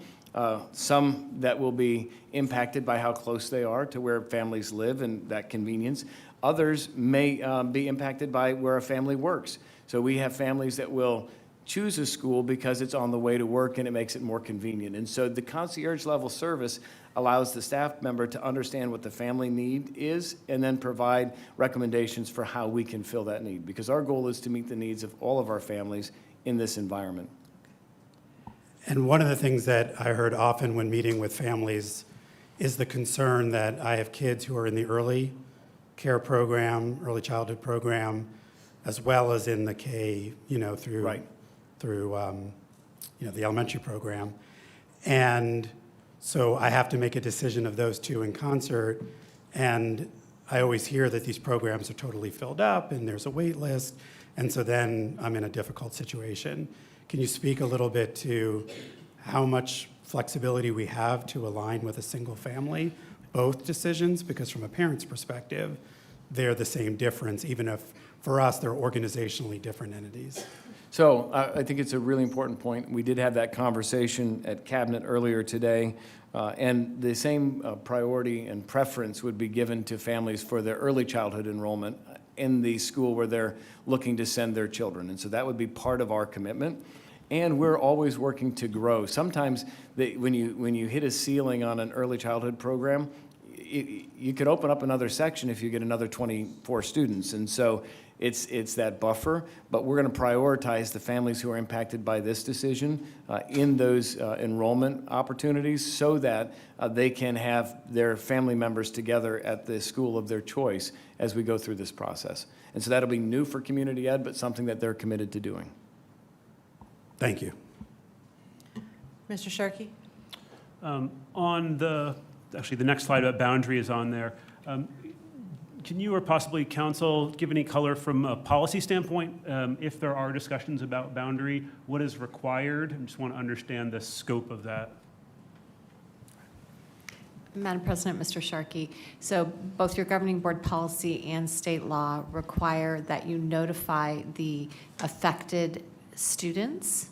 So that would be both from the giving and receiving schools in writing prior to a public hearing on boundaries. You are also required to notify affected residents in the boundary areas.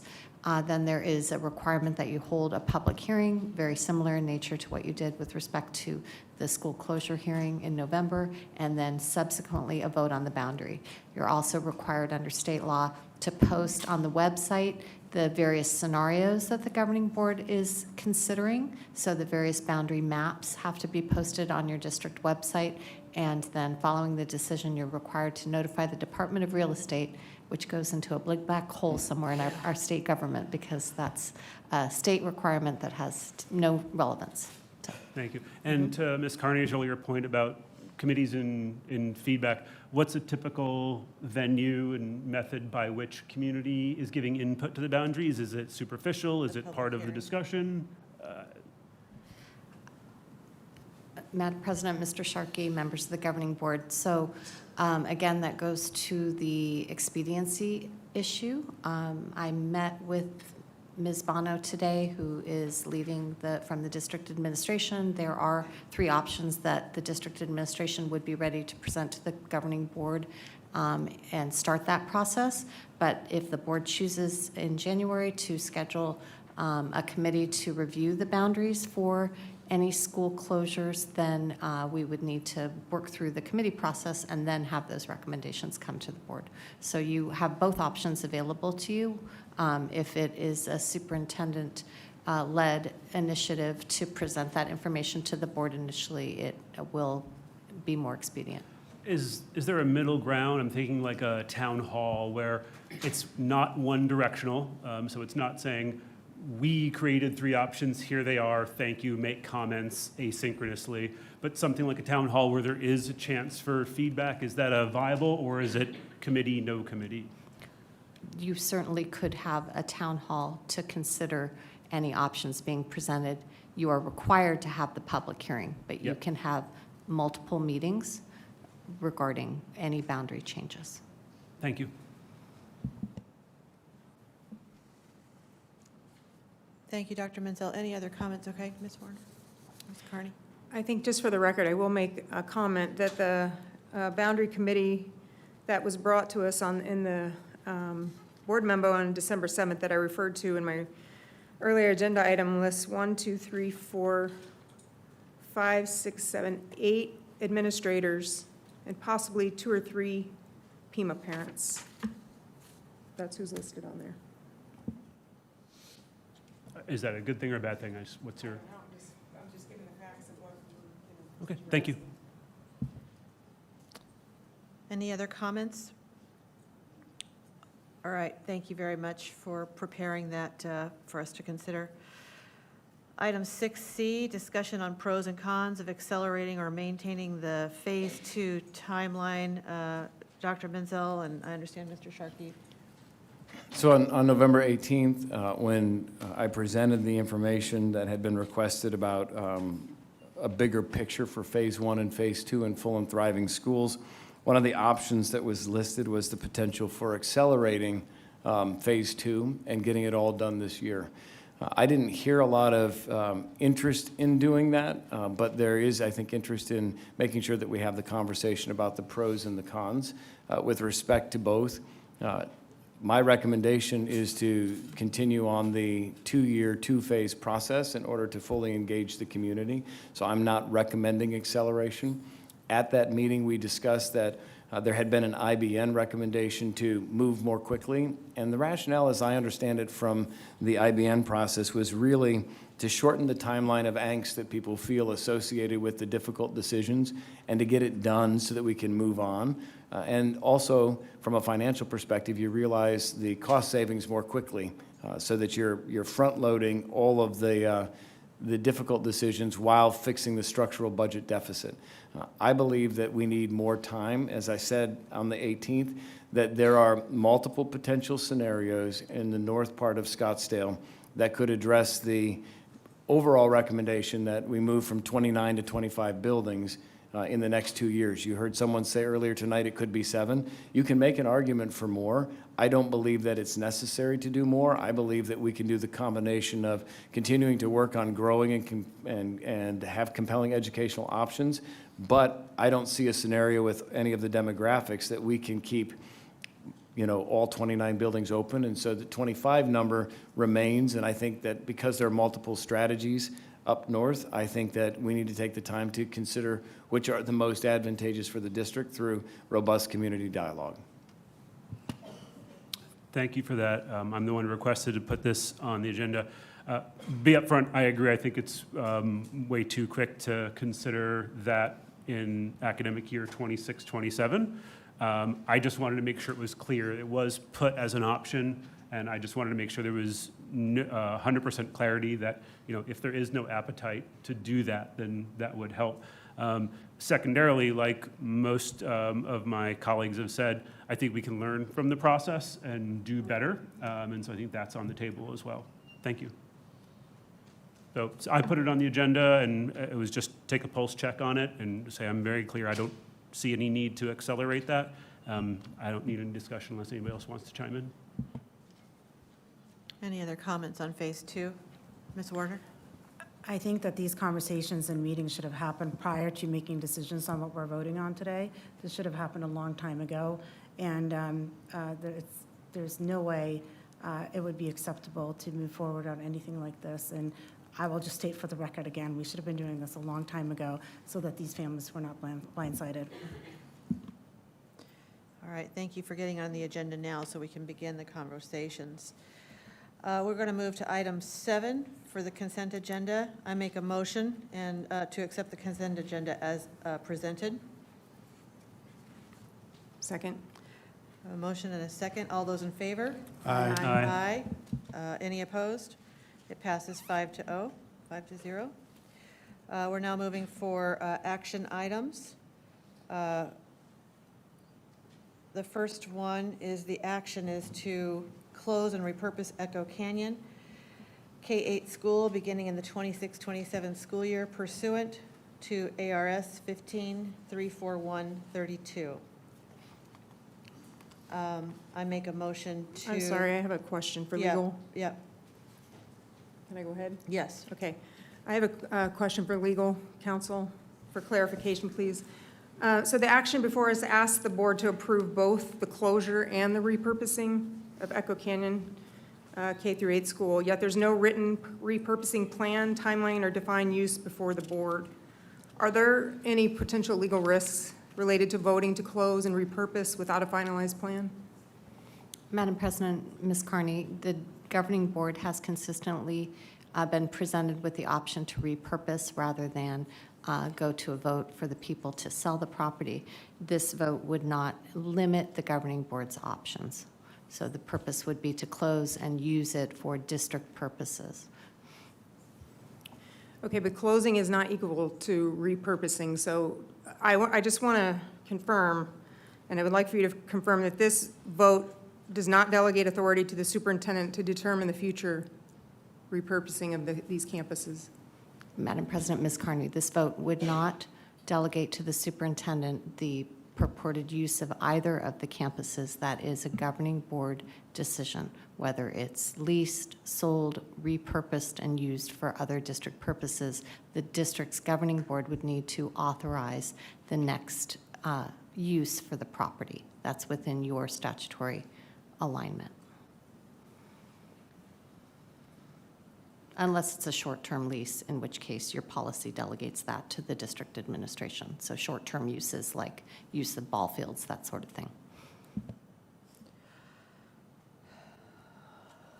I'll make a motion to accept the action item as presented. We need a second, and then we can discuss it. I'll second the motion. Other discussion topics or items within it? Ms. Warner? Just want to be very clear that the superintendent and the people on this dais do not have to live with the permanency that this decision makes today. The families, the staff, and the communities do. Dr. Potensky? Yeah, given how significant this issue is, I've actually prepared kind of my comments. So if it seems like I'm reading, it's because I'm reading. So, Pima and Echo Canyon are not just schools. They are communities where children feel known, loved, and nurtured. They are caring A-rated schools with unique programs that have shaped their students' lives, many of whom have returned as alumni parents. They are neighborhood schools. Voting yes to close these schools in the upcoming budget is incredibly difficult. I also believe it is the right thing to do. Given the effect it will have on the families and all of SUSD, I want to explain why. In my first year on the board, I participated in our enrollment and our budget study sessions, reviewed past board discussions and demographic studies, engaged with families through testimony and meetings, and read more than 150 emails. Each time I heard from Pima and Echo Canyon families, especially the Girl Scouts, I thought, we can't do this. Then I faced a plain, stubborn fact. SUSD is nearly 25% smaller than we were 15 years ago. That is the equivalent of 10 elementary schools smaller. Yet we have closed only one program in that time frame. That is not sustainable, that is not responsible, and I'm afraid that is not protecting SUSD. Even if we could find a way to keep both schools running and push the decision off for another year or 2 or 3, it is not a question of whether, but when we must face the core structural deficit caused by our change in enrollments. Delaying hard decisions is partly how we got here. Indeed, as best I can tell, there are 3 reasons why the board is now required to take this vote. First is demographics, has been noted. Scottsdale has fewer school-aged children than we once did. Demographers have accurately forecasted this decline for years. Even if the same percentage of families chose SUSD today as 15 years ago, we would still have lost almost 4 elementary schools worth of enrollment because simply there are fewer kids in our district. Temporary fixes for next year cannot overcome this continuing trend. Second, and in my opinion, most importantly, is our state policy. Arizona ranks 48th in the country in per pupil funding. Over the last 5 years, SUSD's base funding from the state has declined by $7.5 million in real purchasing power. At the same time, the state has created a $1 billion voucher entitlement, encouraging families to leave public schools rather than spend money to strengthen them. I appreciate that Representative Gress spoke at our earlier hearing, and that he and Senator Warner have proposed legislation to allow districts to use land sale proceeds more flexibly, something that is not possible today, which is why the district hasn't proposed selling properties to help address the budget issue. That said, as a business person, I have to say one-time assets cannot solve a structural operating budget. It is not a solution. Now, a legislator has asked us to delay our vote until February 1st, arguing that our analysis is, quote, incomplete, and that we have, quote unquote, financial options that allow us to wait. Imagine someone digging a giant hole, handing you the shovel, and then demanding to know why you're standing in the hole. That is what it feels like to be on this board. We have studied enrollment. We've studied demographics and budgets extensively. We've participated in months of public and board discussions. We've known the direction of these trends for years. The question before us is not whether more time will change the data. It will not. But whether we're willing to do something unpopular to avoid spreading our resources thinner and thinner across too many sites for the number of students that we serve. Delaying means another year of uncertainty and, quote, death by 1,000 cuts. That is not acceptable governance. Our responsibility is not only to this year's budget, it is to the next decade of Scottsdale public education. Third, the responsibility lies, in my view, with the district itself. We must improve enrollment marketing. We must communicate a clearer academic vision. We must continuously evaluate spending. The district has certainly made mistakes.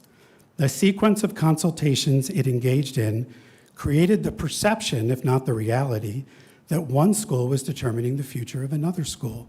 That is unacceptable. It failed to proactively address critical questions, such as how the families, teachers, and staff affected would be supported. Most of all, we have gone from 70% of families in our boundaries choosing SUSD to just 56%. a clear sign that we need to act with urgency. Relying on APTs, principals, and site councils to attract enrollment is an unfair expectation to place on our schools. I've heard countless examples of missed opportunities to promote and build awareness, including at Pima and Echo Canyon. We know from exit surveys that the number one reason families leave SUSD, other than moving away, is our academic rigor. The board needs to keep its agenda consistently focused on achievement, not manufactured sideshows. We need to maximize instructional time. It needs to be crystal clear why more families should choose SUSD.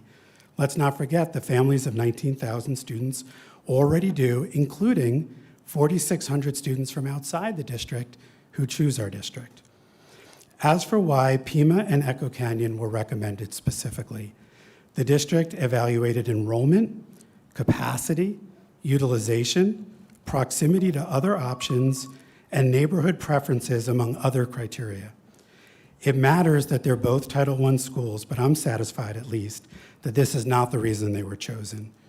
To be perfectly clear, we are not closing the campuses with this vote. Pima has recently undergone an $18 million renovation. Discussions have already begun about new programs that could grow enrollment and reduce costs on those sites. We have successfully repurposed campuses before, and I believe we can do it again strategically. I am deeply, deeply saddened by the impact this decision will have on Pima and Echo Canyon families. If approved by the board, we must dedicate our focus to ensuring that every student, teacher, and staff member receive strong support as they transition and that they're welcomed into new SUSD schools where they can connect, attach, and thrive. While you may be disappointed in my decision, I hope you feel listened to and understand my logic. It's difficult, but it's necessary. Believe it or not, that was the short version. I've written a longer open letter explaining my vote and my observations and criticisms of the process at a URL. It's tinyurl, tinyurl.com/SUSD-decision. That's tinyurl.com, SUSD-decision. And thank you for letting me to explain my vote, which is yes. Thank you, Dr. Potensky. Ms. Warner? Well, I want to thank the families from Echo Canyon who are here and thank Principal Hughes. You guys are amazing. I have toured your campus many times, and I have listened to all of you. I believe that you have a viable product, and if marketing was different and we had more time and this process had been done in a proper, orderly fashion, we probably wouldn't be here today. So I strongly support you, and I vote no. Ms. Carney? Okay, I'd like to explain my vote. So I strongly support fiscal responsibility and thoughtful planning and doing what is in the best interest of students, families, our staff, and community as a whole. And I understand that hard decisions and changes need to be made. But I believe the board should have first voted to even explore repurposing. They should have established a community advisory committee that included parents, teachers, staff, and other key stakeholders, and developed a transparent long-term plan before arriving at a decision to close or repurpose any school. This process has been flawed, and I have been voiced that from the beginning. So I cannot responsibly vote to close or repurpose Echo Canyon School without a plan or proper community partnership, without even trying something different. So therefore, I'm a no. Thank you. Mr. Sharkey? First, I want to recognize the staff from Echo Canyon and the families from Echo Canyon, in understanding what they're going through. The way I look at this, and I've shared this with many families, both from Echo and Pima, so first is capacity.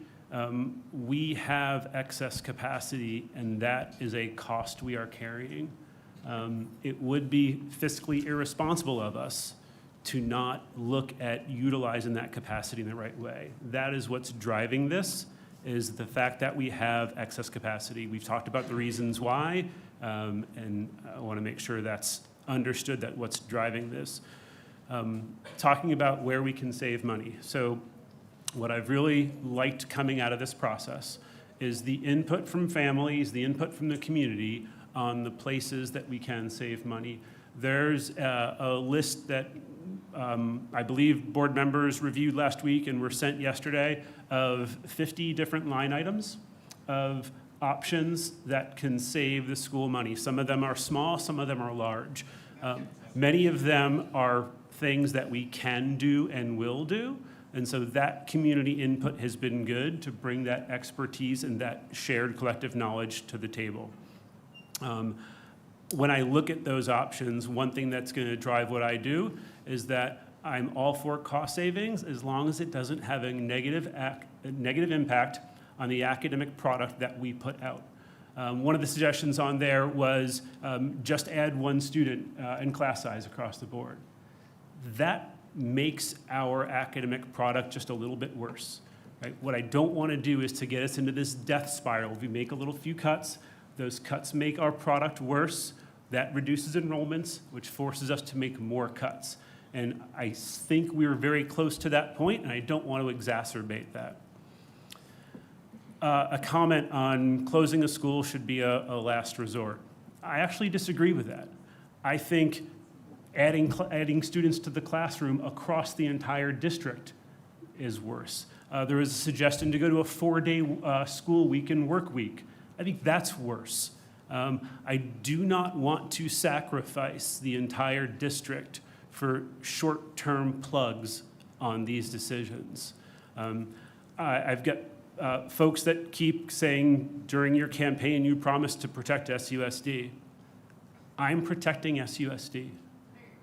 I apologize if that comes at the cost of your school, your child, your family. I realize that, I empathize with that, that is not lost on me.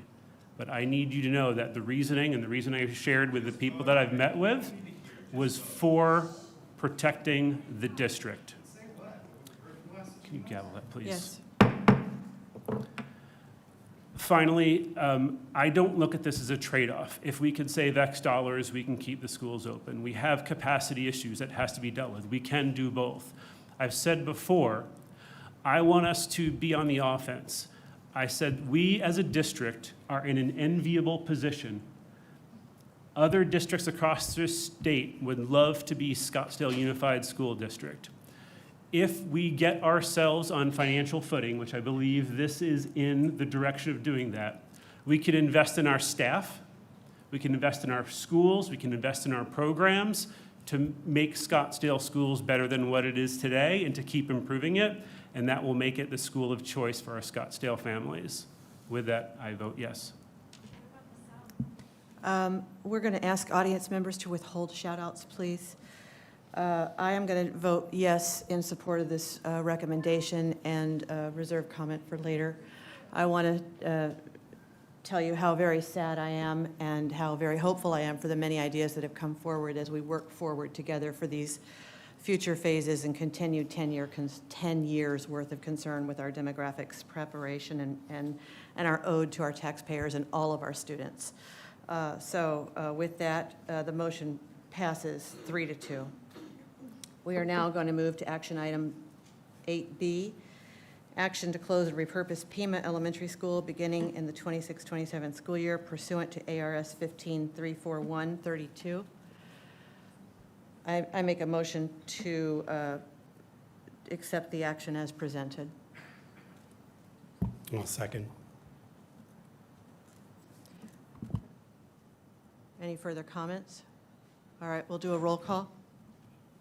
Dr. Potensky? I approve, yes. Ms. Warner? Again, I want to thank the Pima parents and staff that have come forward with great ideas, great suggestions, thought leaders and business leaders from our community. I believe that this process has, again, been absolutely terrible and unfair to you all, and we should have started with meetings beforehand, not after the fact. And I vote no.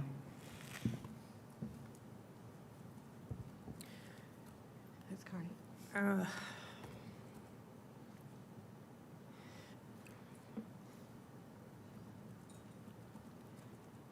You know, it didn't have to be this way. And I'm very disappointed of where we are right now. And I'm disappointed that we didn't even try for Pima. They didn't even get the opportunity to have a growth plan like was given to other schools. In my review of district spending, I've identified what I believe are serious opportunities for cost savings. I've been saying it from the dais. I'm finishing up my 3rd year. I've been constantly talking about places where we could save money, and I'm unheard. Things don't change.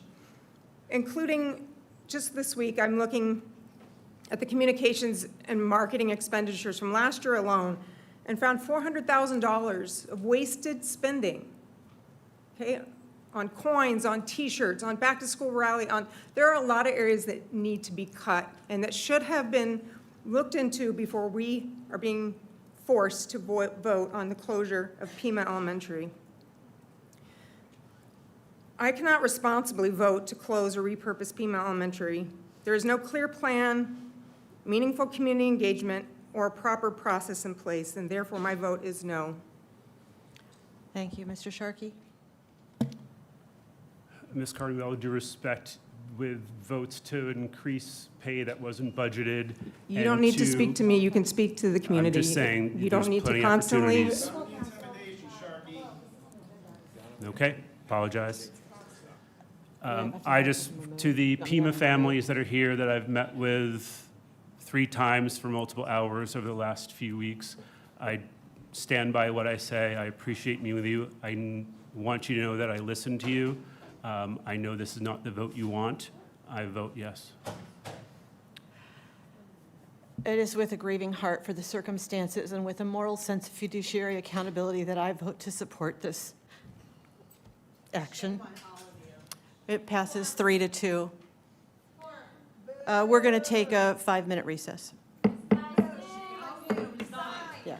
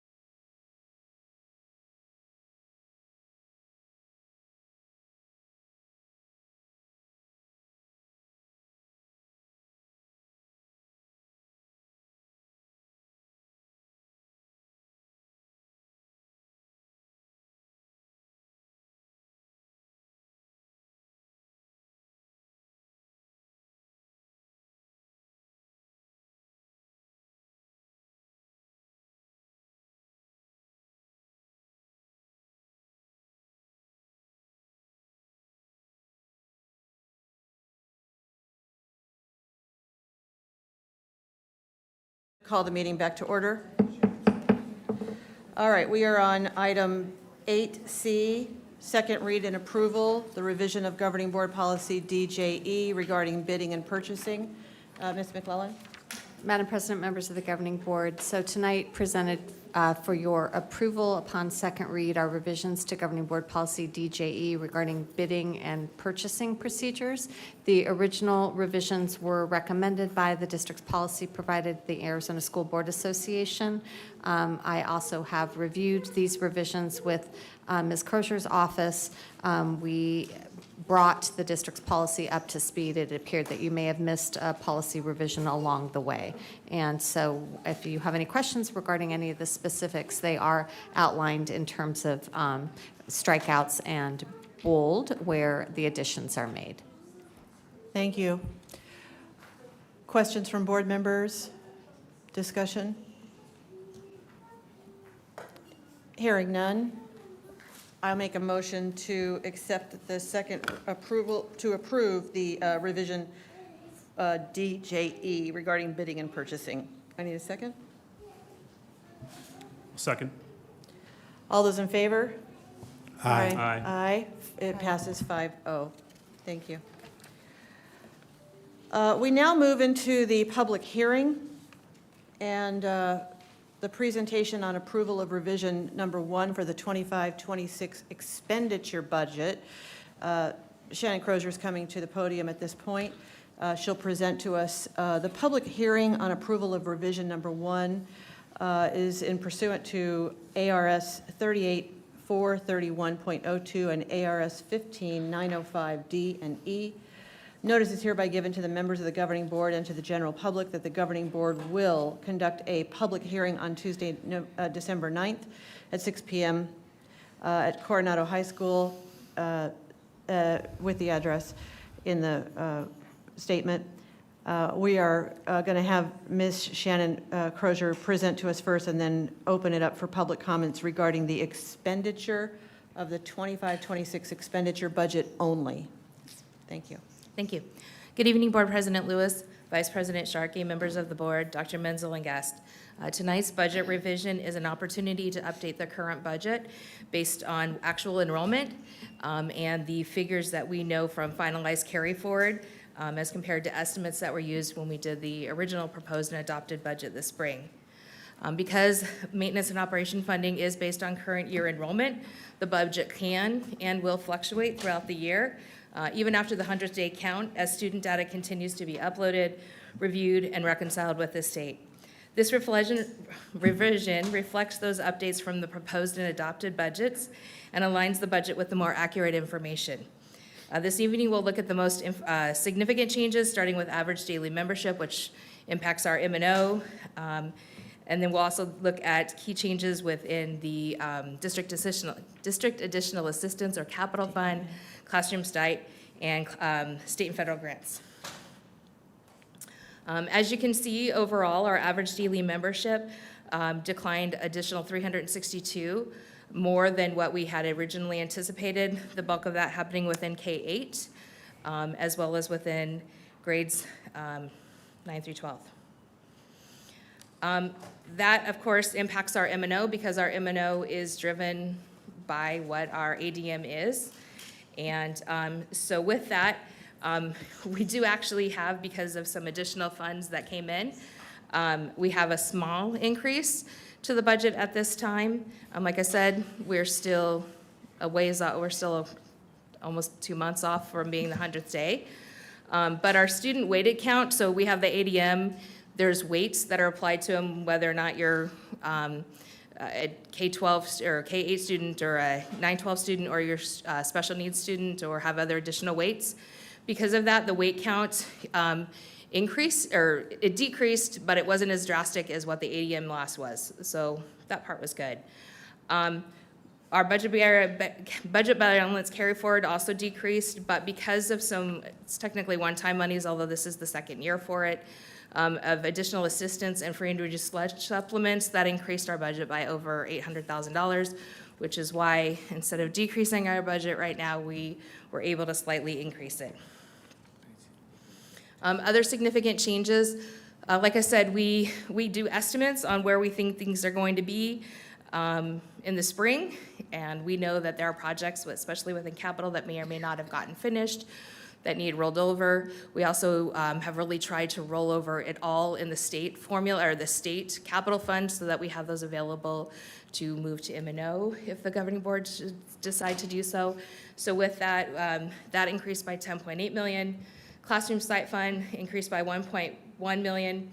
Federal grants increased by 2.2. That just happens to do with E-rate funding that we get back for projects that we do through the federal government. And then just a small carry forward increase within our state grants. With that, I will take any questions.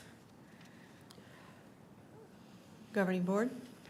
All right, we're ready for a public hearing then, if anybody would like to speak.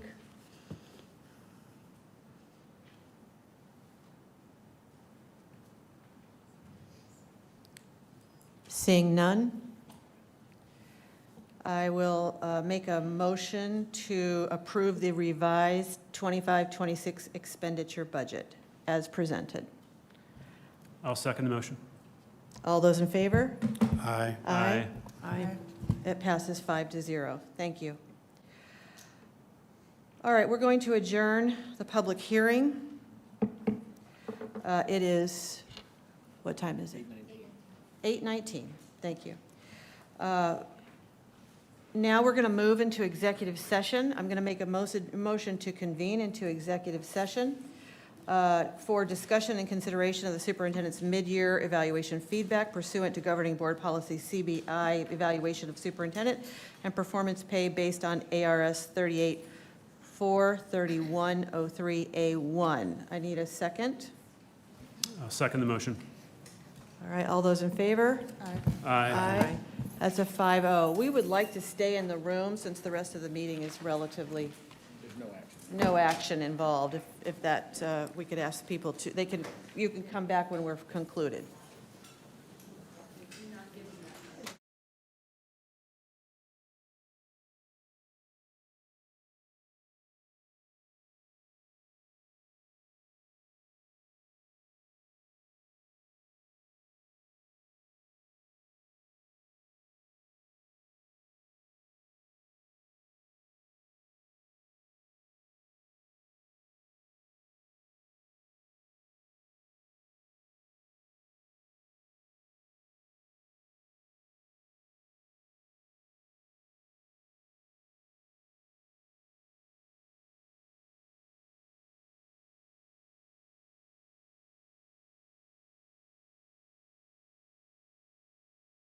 Vote at 8:54. Thank you.